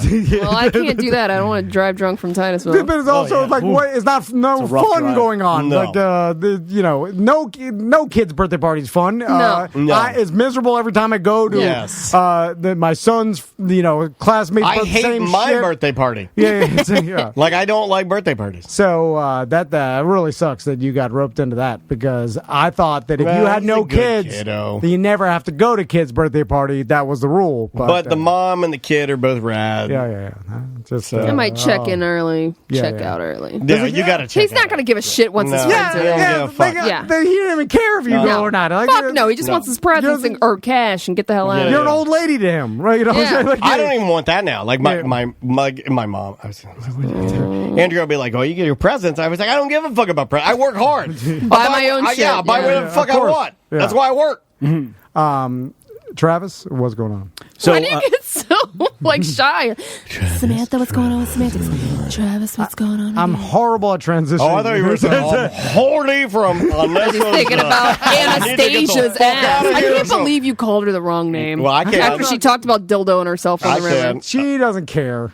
I know. You know what we're she does? friends. You know what's funny is that we're say friends, that, but I don't know her name. No, here's the thing. He says that, but she is a big time listener. Like BDM Supreme listens to every fucking show. So if there's anybody I know of that listens to the show that would have their feelings hurt because you got their name wrong, it would be her. So well done. No, I know Anessa better than you guys. Way to go, dickhead. So when I get the password for the OnlyFans, you can eat some shit. I awkwardly talked to her. Me and Butler are going to be crossing streams, brother. I don't know. I didn't mean to say that. I don't want to. No, we're not going to. No, I meant like crossing streams. Like We all Ghostbuster jacket. Didn't you buy Ghostbuster shoes? You did. What is Two that? pairs. I did, yes. 2 pairs. What does that mean? 2 pair. What does that mean? It's the Reeboks. They're a collaboration with Ghostbusters and Reebok. I got the beige Reebok. I don't know what they're called. And then the Ecto ones are being released on Halloween. Oh my god! Yeah, I'm gonna resell them, the Ecto ones. Oh, you bought it for a business investment. You realize that you have hired your sales guy that you hired is Tommy. What do you mean? A little bit. It's a nerdy stuff. Like your son is going to like the cooler, the video games and the Ghostbusters and the Batmans and but with Spidey Mans. I'll like it with them because I'm ride or die with that. Anybody else tells me I'm like, goddamn nerd. They hate it. But with them, anything to hang out with them. I just like to point it out. I'll be like, I love this stuff. But in my mind, I do. But I'll just You're pretend. dressed as Deadpool. Anything for my sons. For you guys, oh my god. So go check out one of our newest watering hole partners. We have the Beer Chamber, which is out over on near Bumby and Curryford Road. Nice. I haven't dropped off their swag yet, but definitely go check them out. It's an awesome Wu-Tang themed bar. Benny owns the place. He's from New York, Puerto Rican New York guy. It's pretty awesome. It's a really dope fucking place. I highly recommend checking out. Some of the best beer that's on the market right now is available at his beer shop. There you go. I was telling you, I was like, it's pretty smart. I'm surprised no one else has ever incorporated some sort of aspect of the Wu-Tang culture, just because we all, like, in our age range, we all grew up on it. Even if you were, I was a punk rocker in high school. Or at least they were punk rock. But but they I listened to Wu-Tang and everybody. They went against rap's norms. 100% punk rock. So it was like punk rock, and so everybody was touched by it or knew about it and knew it's iconic. The Wu-Tang W. Like, I remember people drawing it in middle school. The whole thing. It's crazy. So I'm surprised no one else. So good for him. They did it. Yeah, fantastic. It's in the Hourglass District. If you haven't been out there yet. There you go. All right. I think... like and subscribe on YouTube, please. Yeah. Just search Tom and Dan Live. Like and subscribe on the old Twitch. We have a couple... I'll say this. Hopefully I can say this. We have a couple of new logos. 3 new logos that we're working on. Changing some branding implements to the particular show. The Danger Brains are working overtime for us. Oh, it's awesome. It looks fucking phenomenal. The next sort of things we start rolling out for you guys, I really think you're going to freak out. I think you're going to love it. So and before that gets released, take advantage of all the sales. We're trying to get rid of merch. Yeah. So buy it all, man. Buy it all. Cheap ass stuff on TomandDan.com. Indeed. So anyway, we'll tell you what's going on next week. All right. Anything else? No. Hey guys, thank you so much. Well, wait a minute. I can't publish that. It's mediocre. And now it's time for the Tom and Dan end of the show footnotes. Today you heard music from Seth Bogart. All hail the king of camp. You heard American multidisciplinary artist Seth Bogart. He's a painter. He's a sculptor. His art has been exhibited all over the United States, and even while he's doing music and a clothing line, you heard his newest single, Boys Who Don't Want to Be Boys. Go take a peek at this new album, Men on the Verge of Nothing. Damn it, I love that name. Sounds a lot like Tom and Dan. Up to Nothing. Touche Amore, post-hardcore from LA, was up next with some heat, some passion. You guys heard a brand new single from them entitled Limelight, and it features Andy Hull from Manchester Orchestra. Super powerful track, definitely deserves being checked out. Then I started easing you into your weekend with a brand new single from the Slackers. It's called Blue, and you could just throw this one on, loop it, fire up the grill, and just let it roll all night. We close out the show with new music from Hundredth. There are some bands that truly impress me with their completeness and their sound. This is one of those bands, and from their brand new Somewhere Nowhere album, you heard their track, Cauterize. I actually think this track has been out since maybe 2019, but it's still a great listen. It's on their album. And on that note, guys, we'll be back here on Monday for Everything BDM. Have a wonderful weekend, and we love you.